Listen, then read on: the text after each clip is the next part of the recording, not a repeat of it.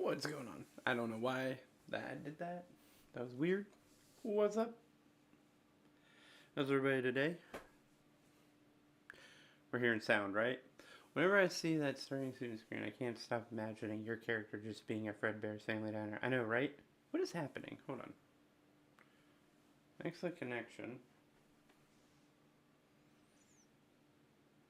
Do I look choppy?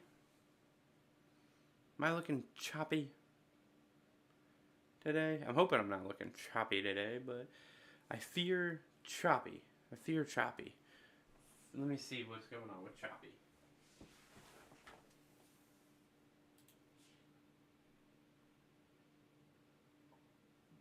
It says everything's fine over here. See here. Here it says everything's fine too. I don't know what's going on. For me. I don't know.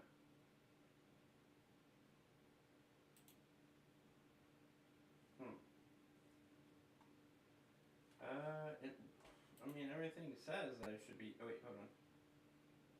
What's this saying? Skipped frames, 26% over the last 2 minutes, but it doesn't say I've lost any frames. Also says I'm using up a hellacious amount of my CPU for this. Why? What's happening? Is it because of the? Oh, it's because of how many my bit rate. Right. Let me know if I'm still being choppy. I'm still being choppy for sure. Wonder what can fix it. I know what can fix it. Okay. I'm gonna stop the stream and then I'll restart it almost immediately. Give me 1 second. I can fix this. I can fix this.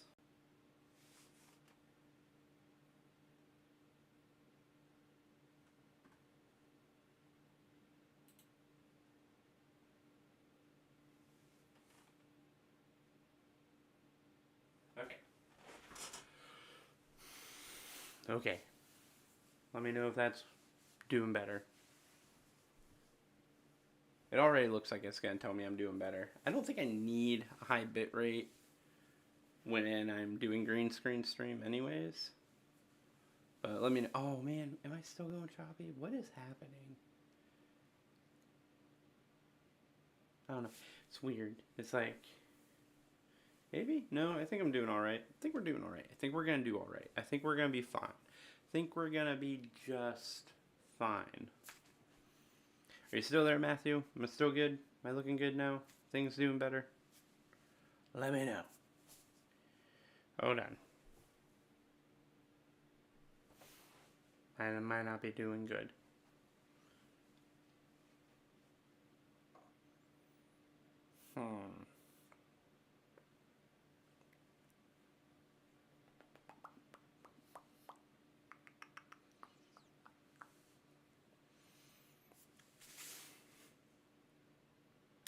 Not sure. Am I doing alright? I might be.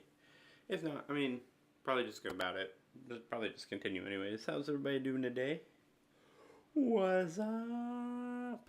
Can't wait. My days off just started, so 2 days off.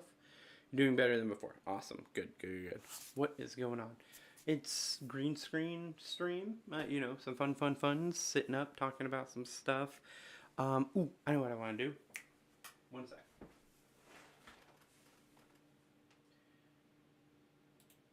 A week from today is my. Oh, nice, dude. Congrats. Happy early birthday.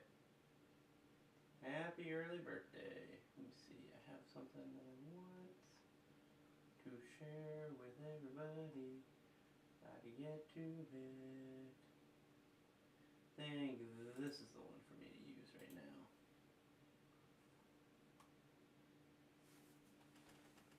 Here for that. You. Properties. Brails.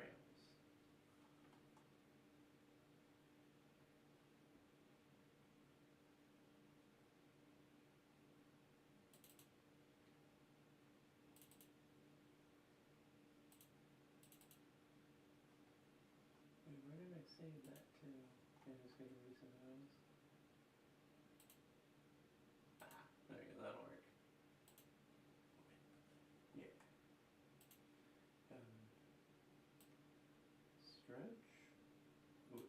perfectly.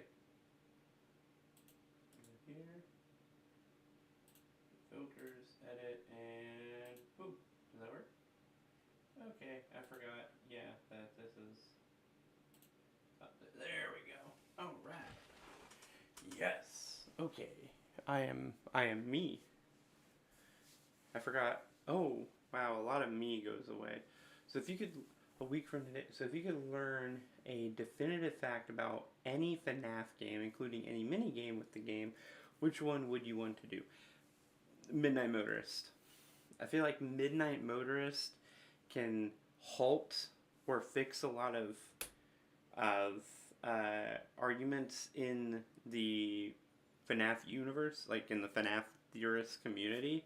So I would go with that one. You know, find out if this is true right here. If this right here is true or not, right? I mean, this would be a good one. This is what I'm working on right now, actually. So I wish I could have done this. I wish I should have picked the other one. I think. Oh no, this is fine. You can hear me well when I'm over here, right? You can still hear me pretty good. Okay. Anyways, so yeah, these are the 4 main theories that I'm working on. That I'm trying to determine if they should be like a short, because this one could be a short, and I think this one could be a short that could turn into longer videos if people, like, if I had enough attention on the short, versus, and this one too, same thing, could probably be a short unless I wanted to put more attention on it and make it into a full video. Actually, I might make them shorts and then make full videos out of them, just because. Same with this one. I really should make a short about this one too. And see what kind of traction they get as shorts and then turn them into full videos. This one I'm already almost done with a full video anyways, so making it into a short wouldn't be that, I mean, making a short for it and then seeing how that feels wouldn't be that big of an issue anyways, which is probably what I'm going to do tomorrow, tonight. I might write up a 1-minute script for this and make it into a short. What is going on? Magma. Fritz MM, I used to think MM wasn't about Afton, but I think Flaf confirmed that is. I don't think so. I think people put too much stock in something very small, a very small detail. Like, yeah, I get it. There's a golden Bonnie head, or a spring Bonnie head on the back of a car called Midnight Motor, but what up, Molly? Yeah. What up, Molly? What up, Alessandro? What up, Magma? But I think, you know, here's the thing. You could also believe that Spring Bonnie head means that Spring Bonnie is the animatronic. That's what I think. I don't think it's... I don't think... that's what I'm interpreting it as, is that it's definitive that Spring Bonnie is the animatronic involved in that story. Not that it's William that's involved in the story, that it's Spring Bonnie, because we're always like, who's the footprints behind the house? Well, if, you know, you get Spring Bonnie on the back of the car, Spring Bonnie back of the house, right? You know, if it was, I would say this, here's my thing. I think if it was going to, if the game is going to definitively say that car is William Afton's, then the trailer should have had Spring Bonnie in the car as the presentation, or there should be like some kind of like little blurb that happens when you pick that car with that character. It should be like, oh, my favorite ride, or, you know, there should be something that attaches the 2 characters together to say that William Afton drives this vehicle. What are we doing at Halloween? Probably streaming, probably playing, maybe playing a horror game. Doesn't it say that? No, I don't believe so. I don't remember it saying anything like that. It just, no, what it says is it's a killer ride. It says like that it's a killer ride, or that it's that it would be a good car to drive away from a scene with, or something like that. But it's like, my thing is that I believe that it's Fritz Midnight Motorist, and that Fritz is a child of abuse, right? And that his dad is the drunk driver who also runs over Susie's dog. I think he runs over Susie's dog, and is also an abusive alcoholic. You know, I think he drives drunk, he runs over Susie's dog, and then also, you know, abuses Fritz, and that's how he essentially helps lead to multiple characters being lured to the back.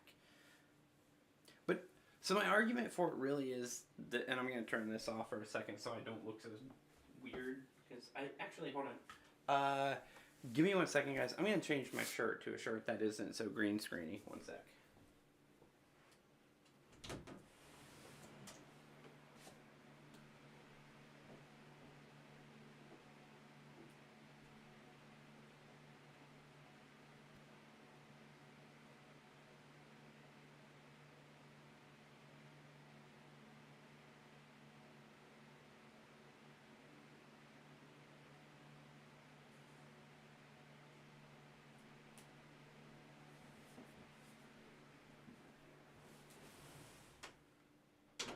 Okay, I didn't mean to do this on purpose. This was just the easiest shirt to grab that would. Oh, it does green screen too.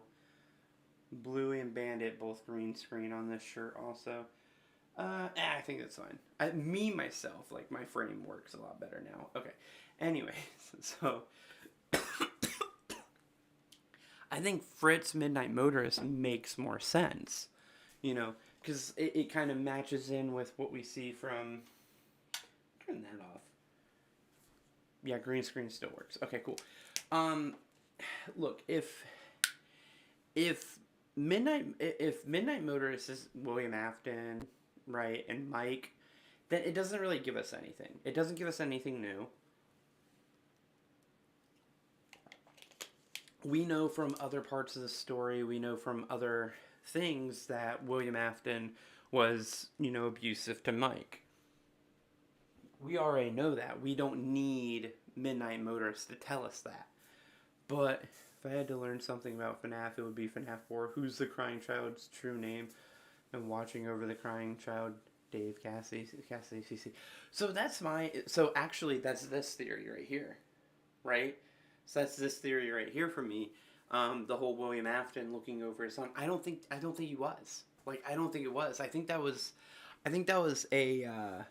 I think that's a red herring of some sort, right? I don't think that William Afton is communicating with his son through, in the Fredbear suit, William's first kill. See, that's the thing. I do believe that. I believe that Vengeful Spirit is the first kill, is in that suit, and is actually possessing Psychic Friend Fredbear. And that's why Psychic Friend Fredbear has such specific things that it says to the child. And again, a video that I'm working on is that Golden Freddy, Psychic Friend Fredbear, Vengeful Spirit is that one character. Is just Golden Freddy, but in a smaller version so he can travel around. What up, Cherry?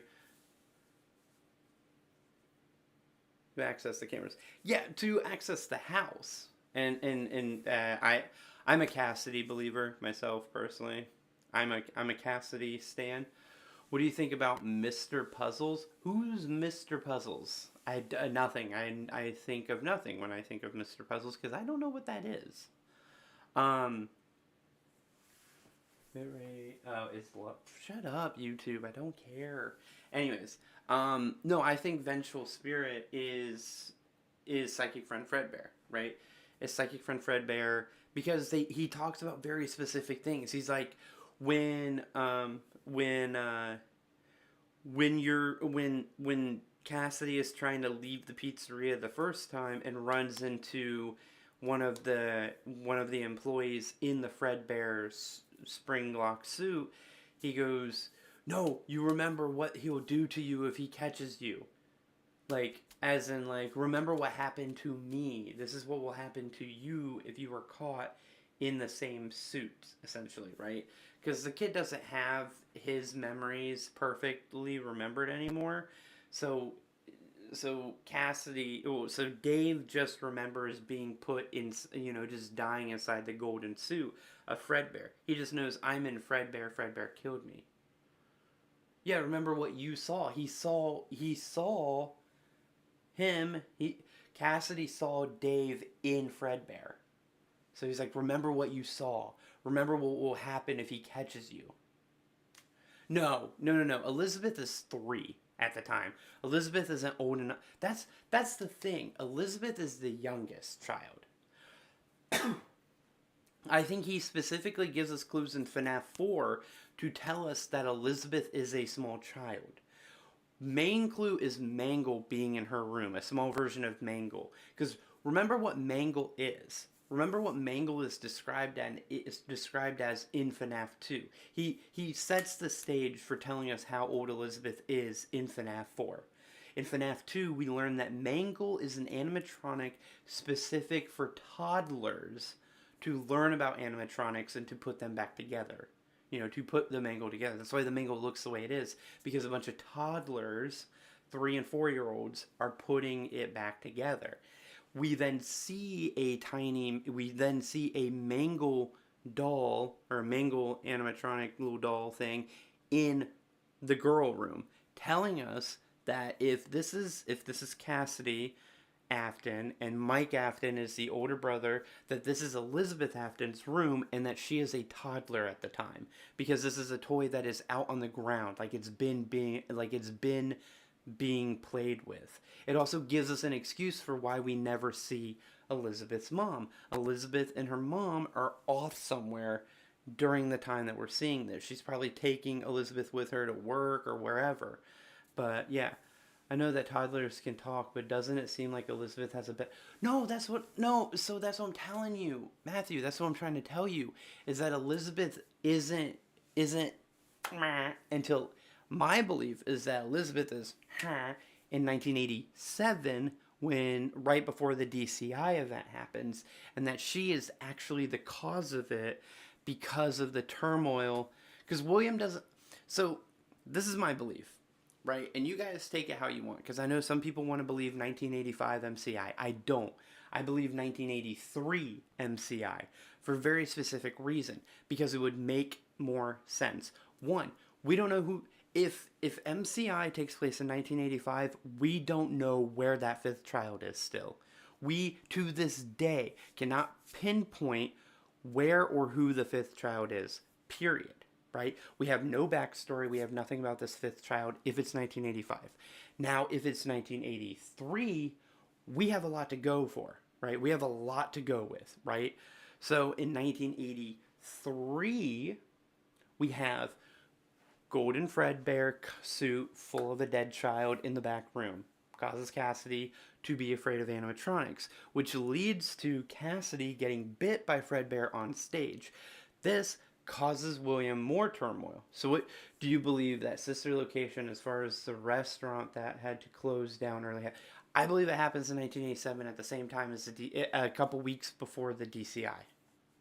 I believe that William was trying to open up his own restaurant, like his own spin-off restaurant, at the same time that they were opening up a new restaurant. Right? They were both opening them up at the same time, because you already have a Fredbear's, and you had a Fredbear's Family Diner in this town, and then you had a Freddy Fazbear's Pizzeria in this town. You wouldn't open up another version of the same restaurant in the same town. That's not how franchising works. You do it once, twice, and then you move to a new town. So the new Freddy's in FNAF 2 should be in a different location, possibly Taylorsville, or somewhere like that in Utah, somewhere else. Still in state, but in a different area. If you're going to open up another restaurant in town, then it needs to be a new restaurant with a new theme to it. In comes Circus Babies, right?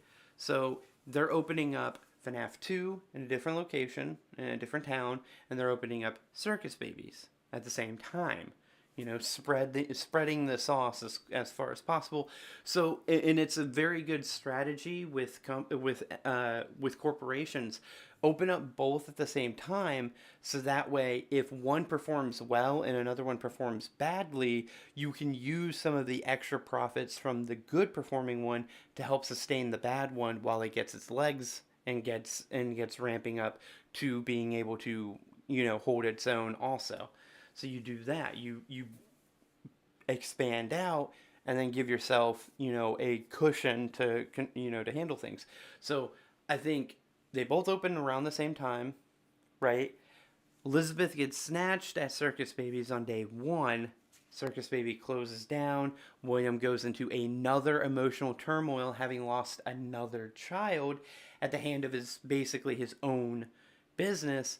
Kills some more kids as a way to like deal with that. Plus, just continue to learn. Like, he basically, the way he was going to collect Remnant and Agony and stuff is now gone because restaurant closed down. He's emotionally wrecked.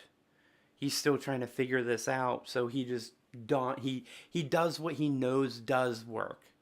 He puts on the golden suit, he kills again. you know and I think that's the thing. I think his children dying are directly connected to him murdering a bunch of children, right? It feels like it's directly correlated. He accidentally kills Dave, who is Henry's son, and I'm sticking with that one. That one is one that I'm sticking with. Dave, I still think that Vengeful Spirit / Dave is Henry's son, right? I think he kills Dave out of like he's just jealous and mad in the back room. He's kind of pissed off. Dave comes in, annoys him, and he kind of like wants to scare Dave, so he puts him in the Springlock suit just to scare him, right? Just to kind of scare him into not bothering him anymore. But the suit activates. Welcome back, Level Zach.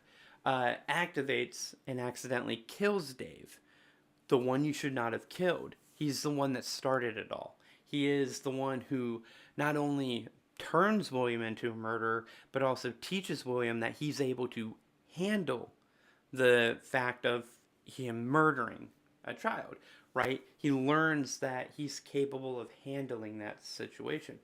Is the end game for FNAF? The end game for FNAF at this point, who knows? I think there is no end game. I think they just ride it out and continue to add to the story and expand it until we get to the point where no one cares anymore, right? Because, that's basically what it's going to turn into anyways. They're not going to truly wrap up this story until they learn that we don't care anymore, which is going to be a while. It's going to be a long time. But yeah. Henry is still in jail, right? So 1983. So when Dave dies, Henry's not in jail yet. Henry's in jail when Charlie dies, not in jail when Henry dies. When Dave dies. So Dave dies. Dave is the one you should not have killed because he unlocks all this stuff for William. He makes William realize that he doesn't feel remorse when he does kill. He doesn't. He's not bad at it. He knows how to get it done, basically. He knows how to clean up after himself so people don't realize it or find the body. And that's what I think happened is I think he kills Dave on accident, cleans it up, makes it look like Dave got kidnapped, right? He allows Henry to think that Dave was kidnapped, not murdered by his best friend.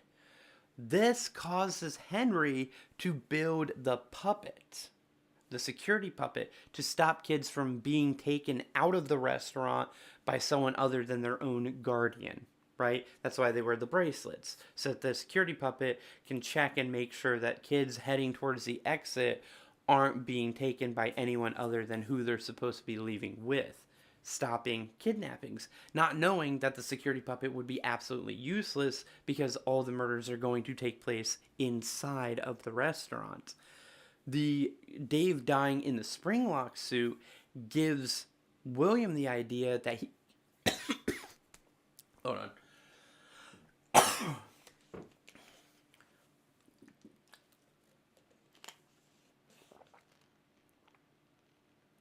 No, the bracelets worked for everybody, Magma. The bracelets worked for everybody. If you remember in the security puppet mini game, those kids are all wearing different color bracelets. I'm not, there's no like 100% certainty to it, but I'm pretty sure it's that the bracelet, like their parents were also wearing the same color bracelet. So that way the puppet would recognize these bracelets go together. What you're thinking of is that each bracelet had its own frequency tied to, like its own code tied to it. And when Charlie died and possessed the puppet, her security code to her bracelet is still connected to the puppet. So the puppet was still connected to her security code, still looking for her security code, even though she was already connected to the puppet. So what he did was, Henry, when building Lefty, built Lefty with the frequency of the bracelet that Charlie was supposed to be wearing. So that way, when he came across Puppet would be drawn to Lefty, thinking that because the programming of the puppet was to still go and rescue that security code. So it just like, as we saw in FNAF 3, the programming of the animatronic is still very strong even while being possessed.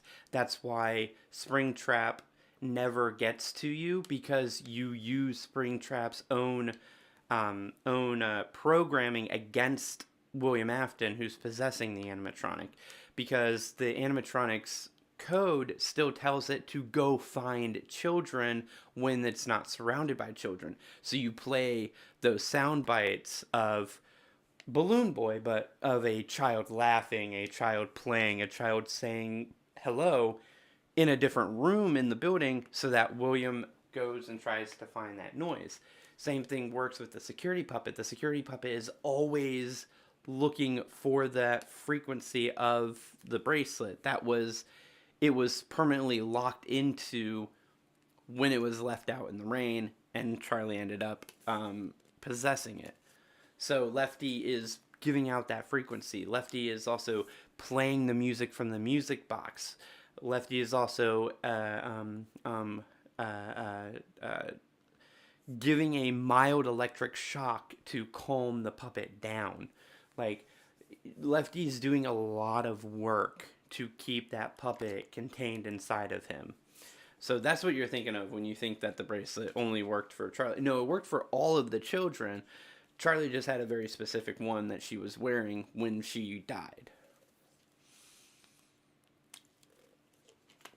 The reason the puppet didn't save Charlie was because the puppet was actually being held in its box by the children that were bullying Charlie.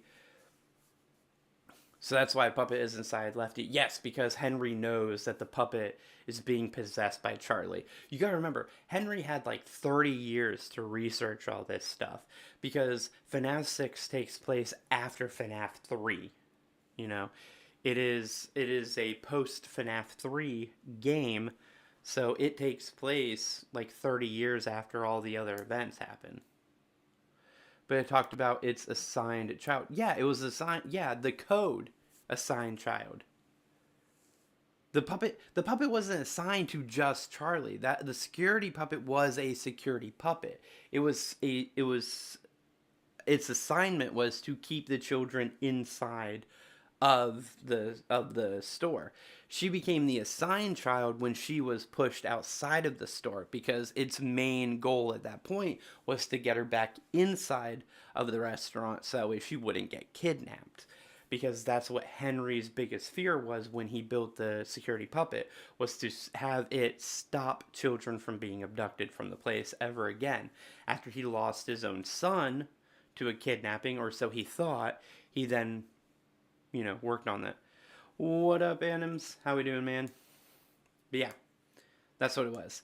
The puppet was registered. That's why all the kids had bracelets. What would be the point of all the other kids having bracelets if the puppet didn't care about them either? The bracelets would be pointless. It was just, that's the last one that it was assigned to before it became possessed. I haven't been able to stay on the stream. No, dude, you're good. Hey, if you're here, you're here. If you're not, you're not. It doesn't matter. I don't ever get mad at people for not being here or for being here. It is what it is. At the end of the day, it is what it is. Thank you. No problem, man. Yeah, no. So that's the long and the short of it. So I think it goes Dave first, who then becomes the vengeful spirit / psychic friend Fredbear. Then it goes when Cassidy gets bit, right? When Cassidy gets bit, Cassidy goes into a coma for a while. We learn this. Cassidy goes to the hospital and is in a coma. We don't know if Cassidy is in a coma for a few months or for a few days or for a couple of weeks. All we know, or all I think that we know, is that while Cassidy is in a coma, I think William takes advantage of that. One, he's emotionally distraught. His son is now in the hospital due to animatronics that he and Henry built. So he doesn't know how to take out his emotions, but he has learned recently that he's good at killing kids without caring about it, right? Um, and I think that he noticed that psychic friend Fredbear was possessed, right? And I think he makes a connection between Dave and psychic friend Fredbear and realizes that a dead child spirit is capable of possessing an animatronic in some way, right? And I think he establishes that maybe there's a way to do that with the other, with his own son in case his child happens to die. Would it be able to possess an animatronic and live on afterwards too? Or maybe he's thinking, is possession a perverted version of immortality? Maybe he's just a guy looking to become immortal. I mean, aren't we all kind of, in the end of the day, if given the opportunity to be immortal in a certain way, there's quite a few people in the world that would take a bastardized version of immortality over death. And he could be one of them, right? Whatever the case be, whether he's just, a serial killer who likes murking some kids and he got the idea on how to do it from killing Dave, he is. He is. I haven't gotten to the MCI yet, Matthew. That's the thing. You gotta listen. I haven't got to the MCI yet, right? Dave dies, right? Dave's victim number one. But he's not the first victim of the serial killer William Afton. He's the first victim of pre-serial killer William Afton. He's the trigger. He's what tells William that he can get away with it. So William gets the idea that he can murder children. He's emotionally distraught after his own son is damaged and is now in a coma. But that son being damaged in a coma also gives him an alibi for being able to do this horrible thing and get away with it. He also gets the idea that he could use the Springlock suits to accomplish this goal, right? So he dons his favorite suit, Golden Bonnie, or Spring Bonnie, and begins to lure children to their death. He picks easier targets in the beginning, his first target being Susie. Susie he chose because Susie was distraught. She wasn't thinking straight. She had just recently lost her dog. She must have been a regular because he recognized her. He heard what had happened, and he took advantage of it. He's like, hey, your dog isn't dead. Your dog's in the back. If you follow me, I can take you to him. As we see in Fruity Maze, he then kills her. Another victim, in my belief, of Fritz MM is that Fritz was already a victim before he was a victim. Fritz is the saddest of the MCI victims in a lot of ways. Dave is really sad because Dave didn't just die. Dave drowned in his own blood while being incapable of making sounds or beg for help or anything else. It's described in the books that when you are spring locked, that it punctures your lungs, your internal organs, everything from here down. All of it is punctured, and you essentially drown in your own blood while being incapable of making sound. And so just in the dark, and possibly in the dark too, he died there in front of William and drowned, and he had the worst death. All the other deaths, as far as we can tell, were done by William, and were probably a lot more, in lack of better words, merciful deaths than what happened to Dave. Because all those deaths seem to have been done by by William specifically, either by like neck breaking or like strangling or whatever, but it would have been a faster, cleaner death than what happened to Dave. Dave would have been a mess that would have needed to be cleaned up, and if not cleaned up properly, Fredbear would have not functioned properly, which is also part of why I believe Cassidy ends up getting hurt, because Fredbear isn't, oh my god, itch in the back of my shoulders. Fredbear is already not functioning correctly because of spring locking Dave. And then on top of that, you get a crying child inside of the spring lock mouth, crying, loosening up the spring locks, causing the jaw to crunch down all the way. So I think that's that.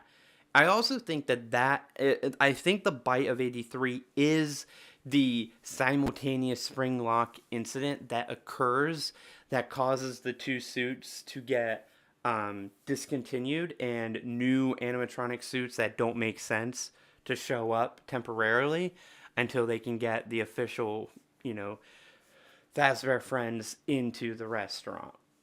I think once Cassidy gets, because we know that the kids possess the animatronics, the Freddy Fazbear, Bonnie, Chica, and Foxy. I think that the FNAF 4 location is the location, is the FNAF 1 location, is the FNAF 6 location, is the location where the Pizzaplex even exists. I think sister location is underneath it. Or connected to it, anyways, is close by and connected to it, as we see in the maps of sister location.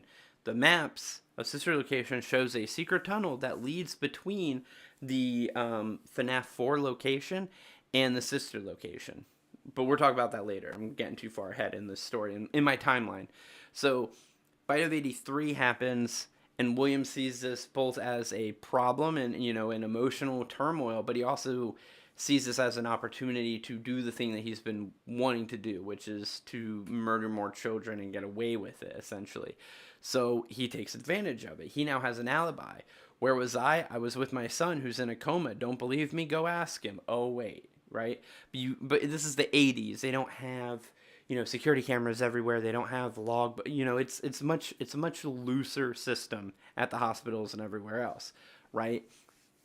So he murks some kid. He kills Susie, then he kills Fritz. Fritz, again, I think was the saddest victim because Fritz was already a victim before he became a victim. Fritz, I believe, is Fritz Midnight Motorist, is us learning how Fritz was taken by William Afton. Fritz was a victim of an alcoholic, abusive father, which we see in the game. Mustard Man, I believe, is Fritz's dad. Okay? He's driving home drunk. He tries to stop at the bar to get even more drunk, but they kick him out because they already know he's wasted. He drives home.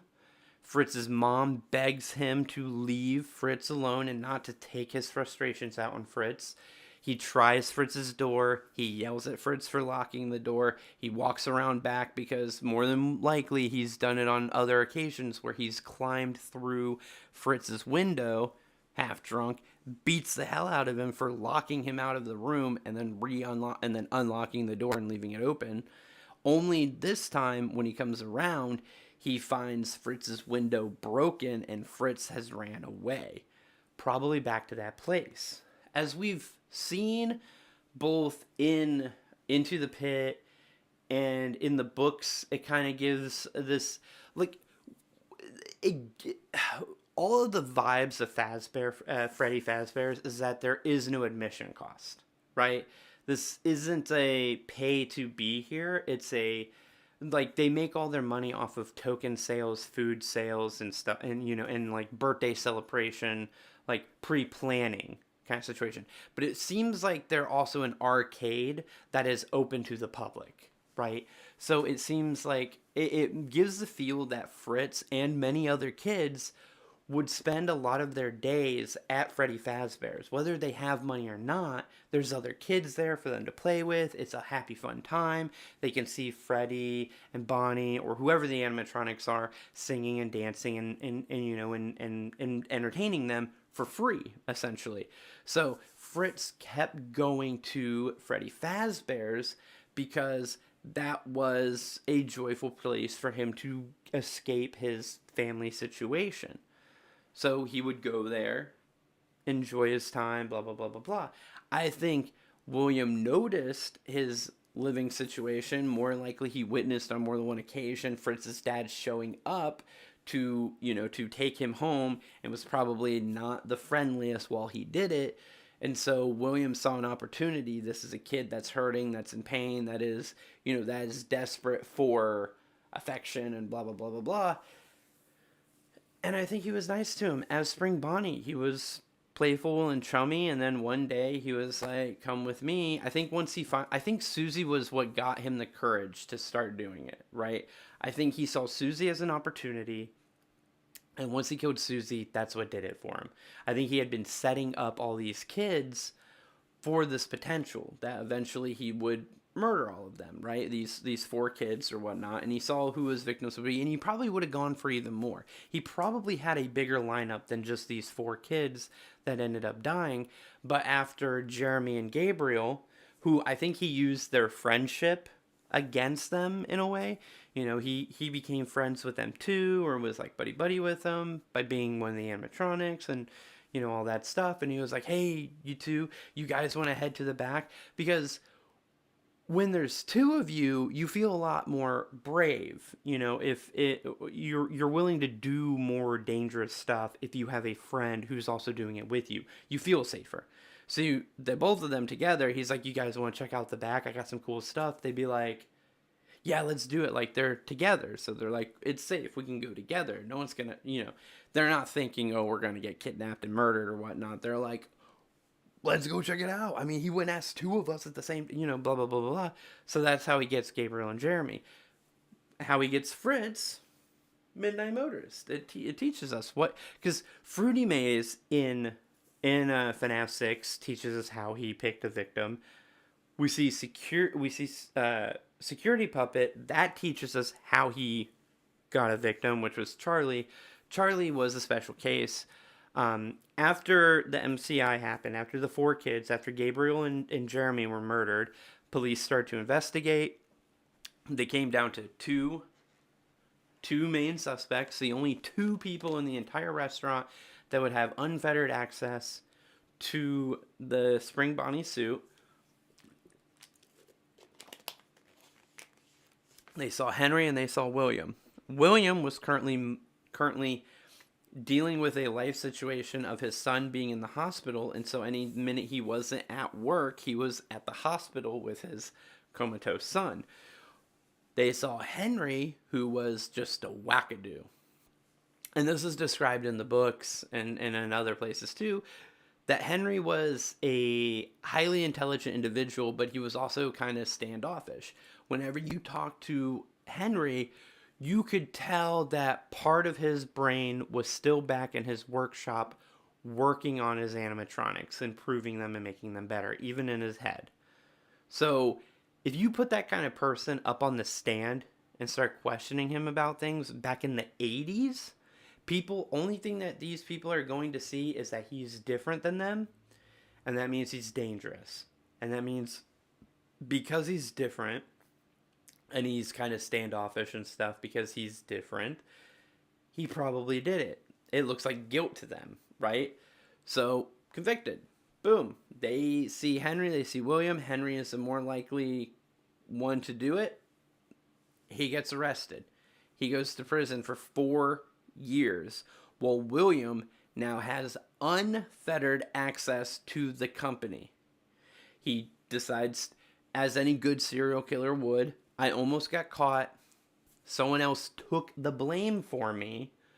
If I do it again in the same way, they're gonna know it's me. So he retires the bunny suit, starts running the company, and devises a new way to murder children, possibly get the remnant or whatnot, right? But after Henry is locked up, Cassidy eventually succumbs to his injuries and dies. William, I think this is the same day. I think this is the same day that Charlie gets bullied and gets taken out of gets kicked out of the restaurant. I think Cassidy dies. William is driving around, distraught, finds Charlie outside of the restaurant, thinks to himself, Henry's invention was the direct cause of my child's death. I am now going to get even. And ends up killing Charlie in a fit of like emotional distress, rage, and this need to be even with Henry. So Charlie dies after the MCI and after Henry is arrested. That's why she was at the restaurant by herself. because her mom wasn't paying attention to her, because her mom's was probably still distraught because of Dave having gone missing earlier in the year, had been kidnapped, and now Henry's been arrested, potentially for the murder of his own son. There was 5 victims, and Henry's son would have been one of them. So now her mom is in this weird emotional state too, where she believes her own husband killed her son. And so Charlie is just kind of doing her own thing at that point because her mom's not paying attention. Her mom's gone somewhere, right? Which, I mean, I wouldn't blame her. Like, that's a hell of a thing to think has happened to your family. That not only is your husband a murderer, but that he may have just murdered your own son. And then 4 more kids after that. And disguised your son's murder as a kidnapping. It's heavy stuff. So Charlie's at the restaurant by herself. She's getting bullied because all the kids believe that her dad is a murderer. So they're picking on her. They're picking on her because they don't want to play with the child of a murder. I'm trying to line my face up with my zombie version of me. I love it. This dude's cool. Anyways, but yeah. So now we find out that now Charlie's being bullied. So the kids don't want to play with her. They don't think she belongs in the restaurant. So they kick her out, and they've been trying to do it for a while, but the security puppet always stops them. So I think they finally, on this night, because things, the stars will align as they do, and they finally figured out how to stop the puppet from stopping them. And that is by stopping the puppet from ever getting out of the box. So some of them hold the box shut while the others force Charlie outside and lock her out. Now she's locked out. The puppet's trying to get to her. William shows up in the meantime, sees his opportunity. She goes to him thinking he's going to help her. He murders her and leaves her body outside, knowing that if he does it in the right way, he'll never get caught because he was never there. Never there. Puppet finally makes it outside, gets to Charlie, but it's raining and ends up malfunctioning on top of her dying body. She dies under the puppet, but her and the puppet are connected by that bracelet. And I think Charlie is the first since Dave to possess an animatronic. I don't think Dave fully possesses Golden Freddy correctly because Golden Freddy doesn't have a true endoskeleton like the puppet and the other 4 animatronics does. But I think Charlie possesses the puppet, and I think it's easier for her because they're somehow connected because of the bracelet. And I think the bracelet is that bridge that causes her spirit to learn how to possess the animatronic. And then once she becomes the puppet, when she's dead and she's a spirit and she's, in the puppet, she discovers these 4 other spirits that are floating around, not knowing what to do really, not knowing how to go on, and they're having trouble. And so her, as the puppet, first tries to give them gifts, realizes that, because that's her programming. It's like, I'll give you a gift and that'll make you happy. And they're like, no, I'm still sad. And then she realizes, well, what if they could do what I can do? And she teaches them how to possess the animatronics the same way she possesses the puppet. And she teaches their souls how to get in there. And that once she died and possessed the puppet, she sees her own body, which is a big deal. Well, yeah, because the dead tend to forget. Yeah. So she knows where her body is. Puppet? Yeah. Charlie is the puppet. But I think she learns how to possess animatronics first and then teaches the other 4 kids. And that's what we see in that Give Gifts, Give Life mini game, is that she doesn't necessarily have to be the first one to die. I think she's just the first one to fully understand how possession works as a spirit, and she then gives that knowledge to the other kids. She shows them how to do it. She's like, here, if you come close enough to this animatronic, you'll be able to possess it, kind of situation.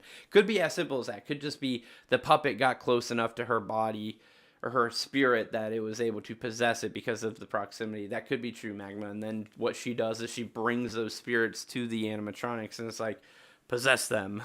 And so then we get Chica, Bonnie, Freddy, and Foxy possessed by the children. So now the children are happy because at night when they're, because during the day their programming takes off. She's the first one to see her own body. She's the only one to see her own body. No, their bodies are gone. See, that's the thing that I think we get wrong. I think that's the thing that a lot of people get wrong. That we, so the problem is I think a lot of people read into some of the original content incorrectly. They see the mucus and the blood that come out of the animatronics, and they think, oh, dead bodies still in there seeping out. No, no, no, no, no, no, no, no, no, no. That's part of the possession.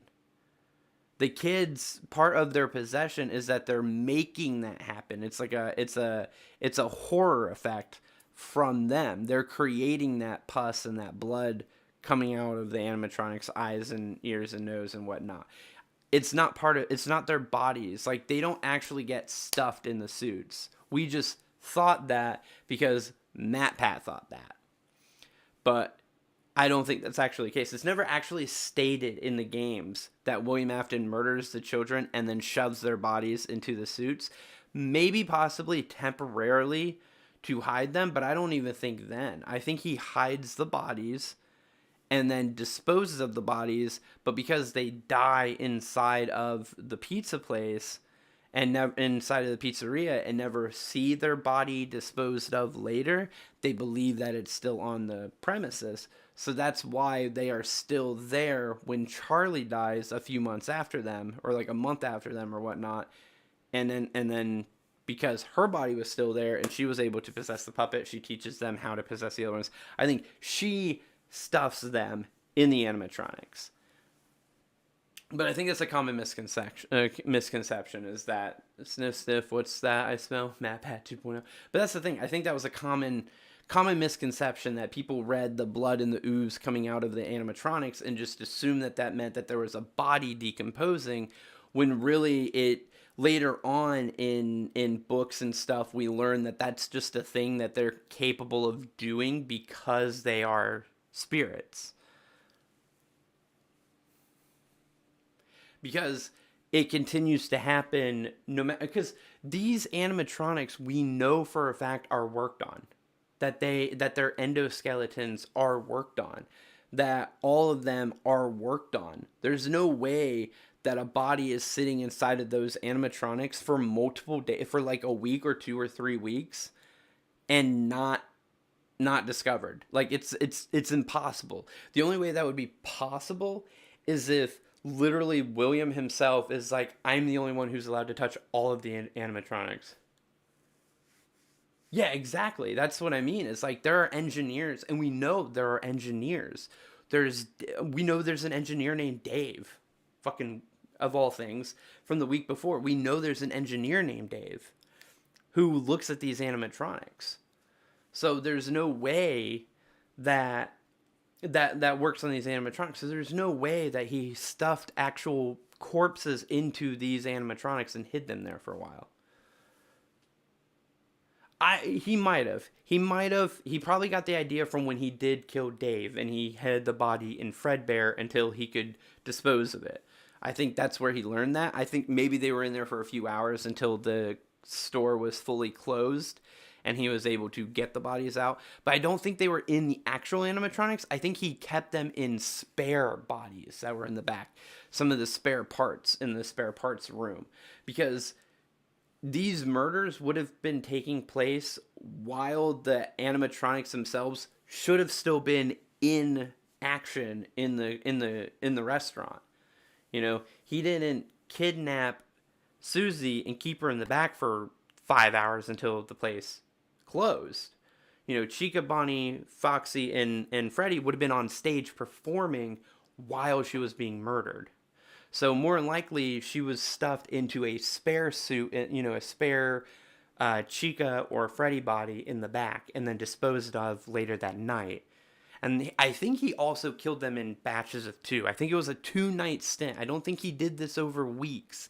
I think he literally killed Susie, went and got Fritz, killed him. Then the next day, killed Jeremy and Gabriel, disposed of the 2 bodies each night, right? And then was caught on film with Gabriel and Jeremy. So the third day, they started investigating, and he wasn't able to continue. I think he would have tried to kill 2 kids every day for as long as possible, but he got caught on but on day 3, he didn't get caught, but on day 3, they started investigating, and he had to stop. But because he was doing things in a specific way, he was able to pinpoint everything on Henry without directly doing it. Like, we don't get anything about Henry being like, it was, or William being like, it was Henry. But we do know that they discover a culprit, that culprit is convicted and goes to prison, and Henry disappears from our story at that same time.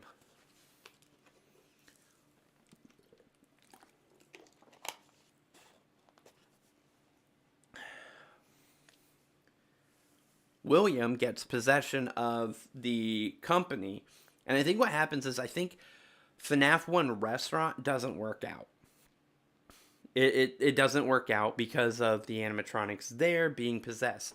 But we have to remember that it's already been franchised. They're selling toys. They have a TV show going on. There are other revenue paths other than just this restaurant. And I think he uses that money that he's getting from all these other things that are out there being sold, that he's able to open up another restaurant and another restaurant. Because as far as we can tell from FNAF 3 tapes, that there was at least, 2 or 3 other restaurants floating around, right? And we know that the FNAF 1 or the FNAF 4 location is one of those Freddy Fazbear pizzas that they're talking about, because he specifically says, "Welcome to your new career as an entertainer with Freddy Fazbear's Pizzeria. Right now we have 2 suits, 2 golden suits that function as both an animatronic and a wearable suit called a spring lock suit," or however the wording goes. But he describes the FNAF 4 location. In FNAF 3, he describes the FNAF 4 location. And I know some people want to argue that because it's the golden suits that this has to be a Fredbear's location, but literally the game prior lets us know that a Fazbear location had those 2 suits, and then in the very next game, we see a Fazbear location with those 2 suits. Like, I don't know how people don't connect that, like, didn't put those puzzle pieces together, but Scott literally tells us in FNAF 3 that FNAF 4 is a Freddy Fazbear's Pizzeria, not Fredbear's Family Diner.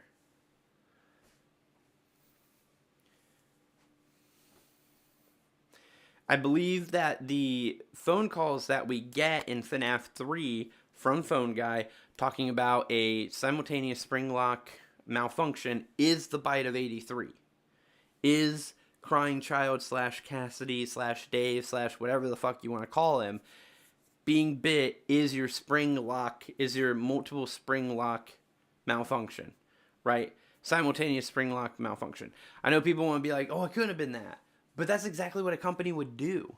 They would say, oh, this was a malfunction, and now we're getting rid of these animatronics. Because that's exactly what they do. In that phone call, that's exactly what they do. Calm down. Accidentally hit my microphone. Anyways, that's what in the phone call they say they do. They call it a malfunction. Then they get rid of the suits or discontinue them. Yeah, it's certainly a malfunction, right? But that's what they would do for liability reasons to keep people wanting to come to the restaurant. They say, oh, it was a malfunction. We're getting rid of them, and we're getting these new other animatronics that don't do that.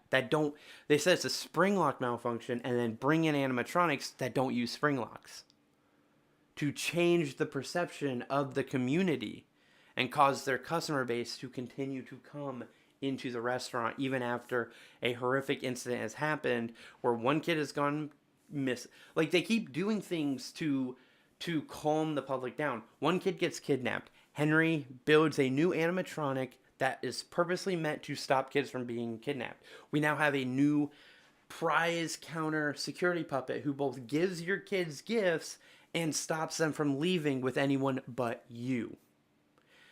We have a bite situation that happened. We got rid of that kind of animatronic completely. It was an accident. It should have never happened. It malfunctioned. We got rid of them. Here are these new, brand new animatronics that don't use the technology that malfunctioned. We are safe. We believe in you. We want you to be here, and we will do anything we have to make you feel safe. And then 4 more kids get killed. Because the public trusted these messages that came from the company, these changes that they made. And you see this in real life, right? We see this happen in real life, companies doing things like this to change the perception of the public or of their own employees, right? So a very real world situation example that I can give you, and I can turn this into a video now. Anyways, add it to the board. Dabs, you here? Probably not. It's Thursday. I don't really expect Dabs to show up on a Thursday. Dabs, are you here? Haven't seen Dabs yet, so I'm assuming no. Anyways, but a real world situation. I drive forklifts for Sam's Club. It's a stand-up forklift, and they drive. There was an incident 2 years ago where somebody, and it was actually the person's fault, not the machines, but the machines still were the ones that got the bad press for it. A guy was driving too fast, wasn't driving correctly, hit a pole, fell off of his forklift because the forklift suddenly stopped and he kept going, fell off of his forklift and ended up breaking his arm because of the way that he landed. Walmart and the people who make the forklifts response to that was they came into all the clubs and they slowed the forklifts down by another like 30% of its speed. Pissed me the hell off, right? But it was something that they had to do, legally speaking, because if they did 0 things to change the situation, they found what would be a safer speed that relativistically, if he would have been going at that speed instead, he probably wouldn't have broken his arm because the speed at which he fell out of the machine wouldn't have been fast enough, or he might not have even fallen out because of the speed, and he would have never got hurt, is what they're assuming.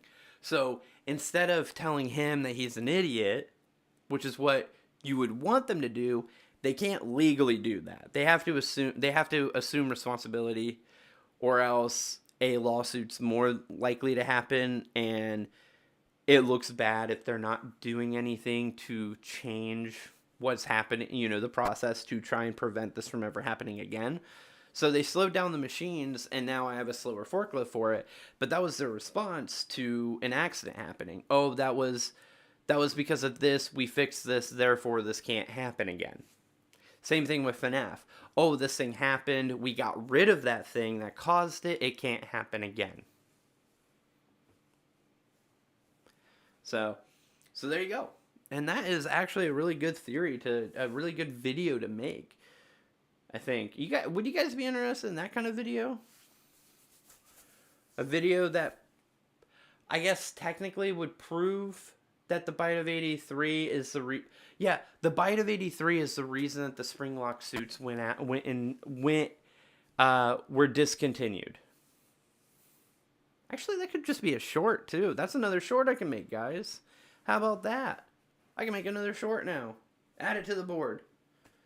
Where's Dabs when you need her? I'm going to Discord message her.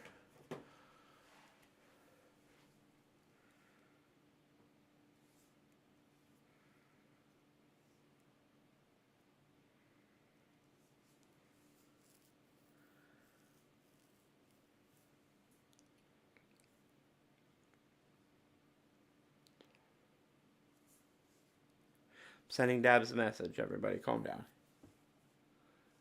Yes, justifying the simultaneous Springlock failure. Exactly. Yeah.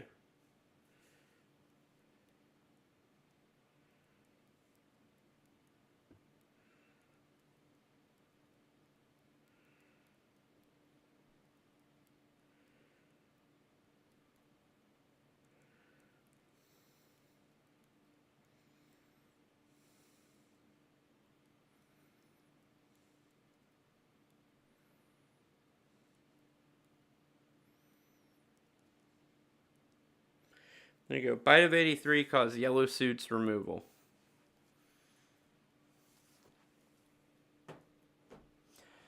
Oh, I appreciate Dabs. Dabs. In case you guys don't know who Dabs is my main mod, and she's also the one who edits all of the videos. She's my video editor.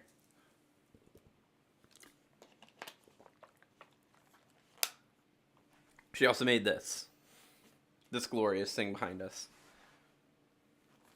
So any of these that you guys like that you want me to discuss more? Into the Pit / Stitchline is a FNAF 2 retelling / continuation. Fritz is Midnight Motorist. We've kind of covered that already. Vengeful Spirit is Psychic Friend Fredbear. We've kind of covered that a little bit already. And then the Mimic is possessing William Afton. That was a fun theory that I don't actually believe, but there are some things that kind of could potentially show us that it is true. Yeah, no, I mean, we already know that happens, Magma. We already know that can happen. Glitch Trap tries to possess the faceless Jeremy and then possesses Vanessa. So here's my theory. We can get into this one because it's a fun theory for me. I don't know if I truly believe it, but it would, one, explain a lot of things when it comes to William Afton and would change a lot of what we're thinking about with William Afton and explain why he started murdering kids, right? So here's the thing. So the Mimic, 1979, right? We go back to 1979 when a young William Afton and Henry Emily were working on creating their first franchise, essentially. Their animatronics. And they are dealing with all of this programming. I think William Afton doesn't build animatronics. This is a belief that I've had for a very long time. I believe that William Afton is more of a Steve Jobs, Elon Musk, and less of a Henry or Bill Gates or Steve Wozniak, right? He doesn't build the animatronics. That's Henry's job. Henry's the engineer. I do think that William might be a programmer, that William might be a computer programmer, right? So William programs the animatronics after Henry builds them and gives them the capabilities of doing the things that William programs them to do. So William and Henry get this brilliant idea. What if they made an artificial intelligence? And I mean, yes, this is back in the 70s, but let's also remember what these fucking animatronics can do back in the 70s, right? Pound animatronic be able to crawl on... Okay, how does a 1 ton pound how do we know how heavy how do we know that Mangle weighs a ton? Because Mangle's parts individually are capable of being picked up and reconnected to each other by toddlers, which means it can't weigh a lot. The individual parts can't weigh a lot. Right? Anyways, so back to my story. So William and Henry have this glorious idea. What if they build an artificial intelligence to run the animatronics on?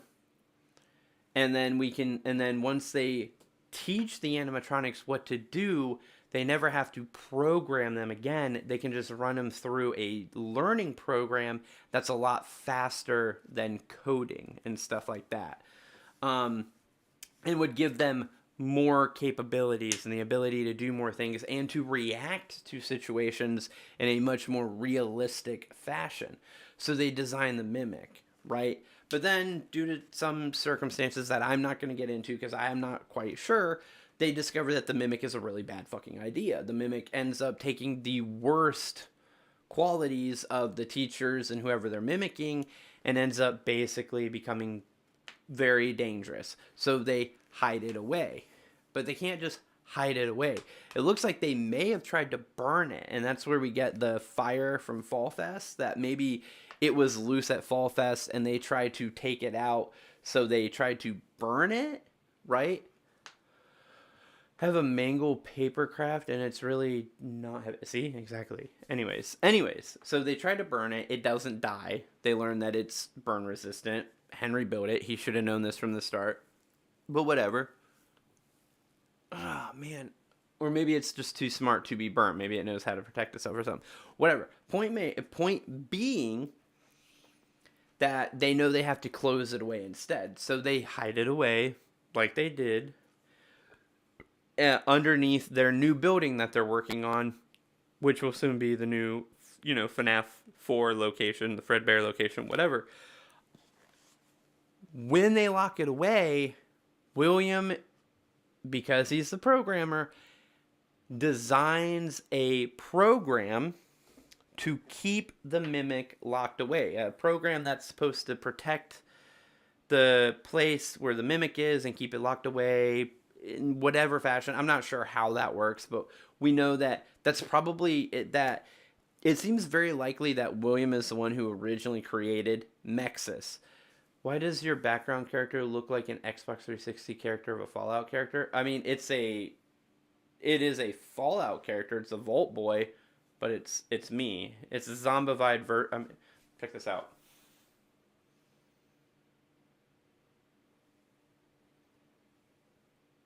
If I had teeth. See? Do you see it? Well, my hair is not doing the thing right now. But yeah.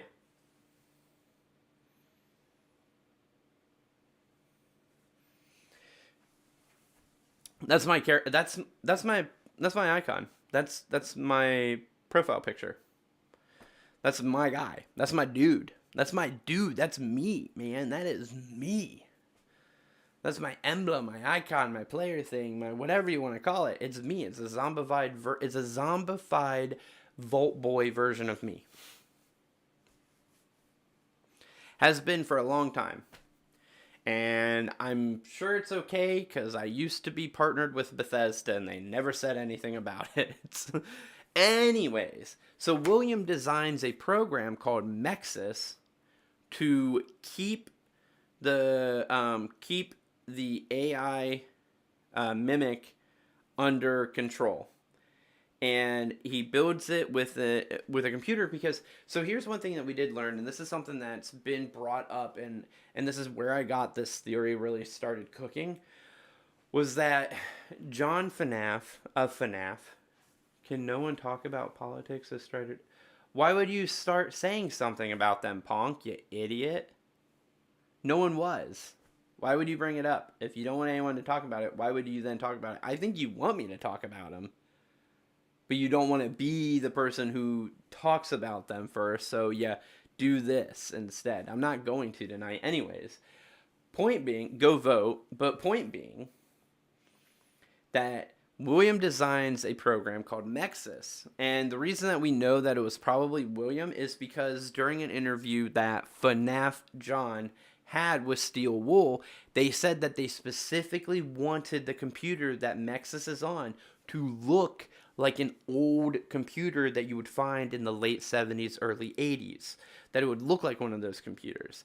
So the computer itself, from Steel Wool's own mouth, is that the computer that Mexis is running on originally is as old as the Mimic. Which means Mexis was designed at the beginning of the Mimic being hidden. I think William Afton is a programmer, a coder, a hacker, whatever you want to call him. He is computer literate, right? And he designed Mexis to control the control the Mimic. I think the Mimic, though, used Mexis itself as a Trojan horse. And while William was working on it and putting the final touches on it or whatnot, the Mimic used the Mexis's programming to piggyback it and then infect William directly from it, and has been in possession of William since 1979. It will take to have a consistent 20 people watching per stream. I don't know, Punk. I don't know. I do not care. Like with the Vanny mask, I don't know if he might have had some rudimentary version of a Vanny mask. You never know what William did back then. They were so technologically advanced compared to other people, compared to what we're used to, that we can't really say what technology was available to William at this time, or what technology him and Henry were capable of creating at this time. How did Gregory get possessed? I think Gregory is just a robot that got possessed. But that's also... So what we do know for a fact So this is the thing. This is from Ruin. From Ruin, or was it from? No, it's from Ruin. From Ruin, we learn from. Maybe it was well, that's the thing. I do agree with Gregory Robot. Like, Gregbot makes a lot of sense, especially with GGY and all that stuff. It makes a lot of sense if Gregory is a robot in the game universe. Maybe not in the books or whatever, but in the game universe, I think it actually makes sense for Gregory to be a robot, right? And we do learn from Ruin that Glamrock Freddy says that Vanny used him to get down into the FNAF 6 location by using him to move rubble. We also know that before Gregory became Gregory Robot, before he became the Gregory that we play in the game, he was a bad Gregory, and that him and Vanny were probably like a team. So there is a theory or a belief that Gregory, Vanny, and Glamrock Freddy all went down into the basement together as a team to go look for things for William Afton or whatnot for Glitch Trap. And that once they got down there, the spirits of William's kids were still tilling around in that restaurant like they had been. We're still down there. And that when Vanny, who I also think is a robot, when Robot Vanny, Robot Gregory, and Glamrock Freddy went down there, they were all possessed by one of the Afton kids. Elizabeth took Vanny, Crying Child took Gregory, and Michael took Glamrock Freddy. Like in the Blob, yeah. Do you have Jackbox? I do have Jackbox, yeah. I have some of the Jackbox games. I think I have 3 and 4. Maybe 5. I'm not sure. I have some of them. Yeah. Why, you want to play Jackbox one day? We could play Jackbox on a stream one time. I guess. Yeah, we could do that. Maybe. Make that a 700 subscriber goal. Oh, I have homework for everybody. Yeah, Quiplash, right? I have homework for everybody. I want to steal an idea from a YouTuber that I watch. Okay?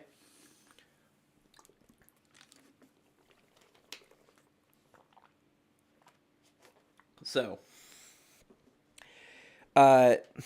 Jimmy, also known as Solidarity Gaming, popular Minecraft YouTuber, was struggling for the longest time to get to over 1 million subscribers. And then one day, he has this glorious idea. Because during one of his SMPs that he was playing, he made a character that looked similar to Ken from the Barbie movie. And people start calling him Ken, and he was like resistant to it. But eventually he made a short where he said, in the short, he's desperate to get to 1 million subscribers. He said, for every new subscriber that the short gets in the next month, he will change his profile picture. For every 1,000 subscribers or whatever that he gets, he'll change his profile picture to a picture of Ken from the Barbie movies for that many days. You know, every 1,000 subscribers he gets is a new day or something like that. And then he made a second short where he said his entire banner will be that way for every subscriber that one gets. So I'm trying to think of a similar thing that I could offer on a short for getting my subscriber count to over 1,000. You know, every 10 subscribers that comes on this short, I will change my profile picture to such and such thing or whatnot. So, but first I'd have to figure out what the thing is and then get Dabs to make the images for me. But yeah, I'm just spitballing. Like, that was a cool idea that I think, it's been a couple years since he did it. So I'm like, I could recycle that. I could use that. Maybe that'll work for me. Who knows? It might not. No one might like it. To a football? No, it's got to be something embarrassing for me, right? It's got to be something that people, even people who don't watch my channel, would want to watch, would want to subscribe and potentially watch my videos and then see, you know, the punishment also all at the same time. Like, it's got to be a 3-in-1 situation. So, baller, right? If we can think of that, that's homework for you guys. Think of that kind of stuff. That'd be dope. 2:04. We still got some time left. We got like an hour left, guys. Other things would be shorts ideas. If you guys ever have any like any of my theories that you think would be a good short, let me know. I think I'm going to make all of these into shorts and then see how they do and see what interest we get and then make them into... I mean, I plan on making these into full videos, including the William AI possession. But I think it's a good one. Mimic is possessing William. I think... Okay. Oh, I forgot to the other half of this. So here's the thing. If that was the case, if William did get possessed by the Mimic, one, it would explain why the Mimic has been dormant underground and not trying to escape for the last like 50 years. It gets put in there in 79 and we don't see it again until 2035. And it's not actively trying to get out the entire time because it's in William. I think it finally escapes William. And I think it finally leaves William behind when he is absorbed by the blob.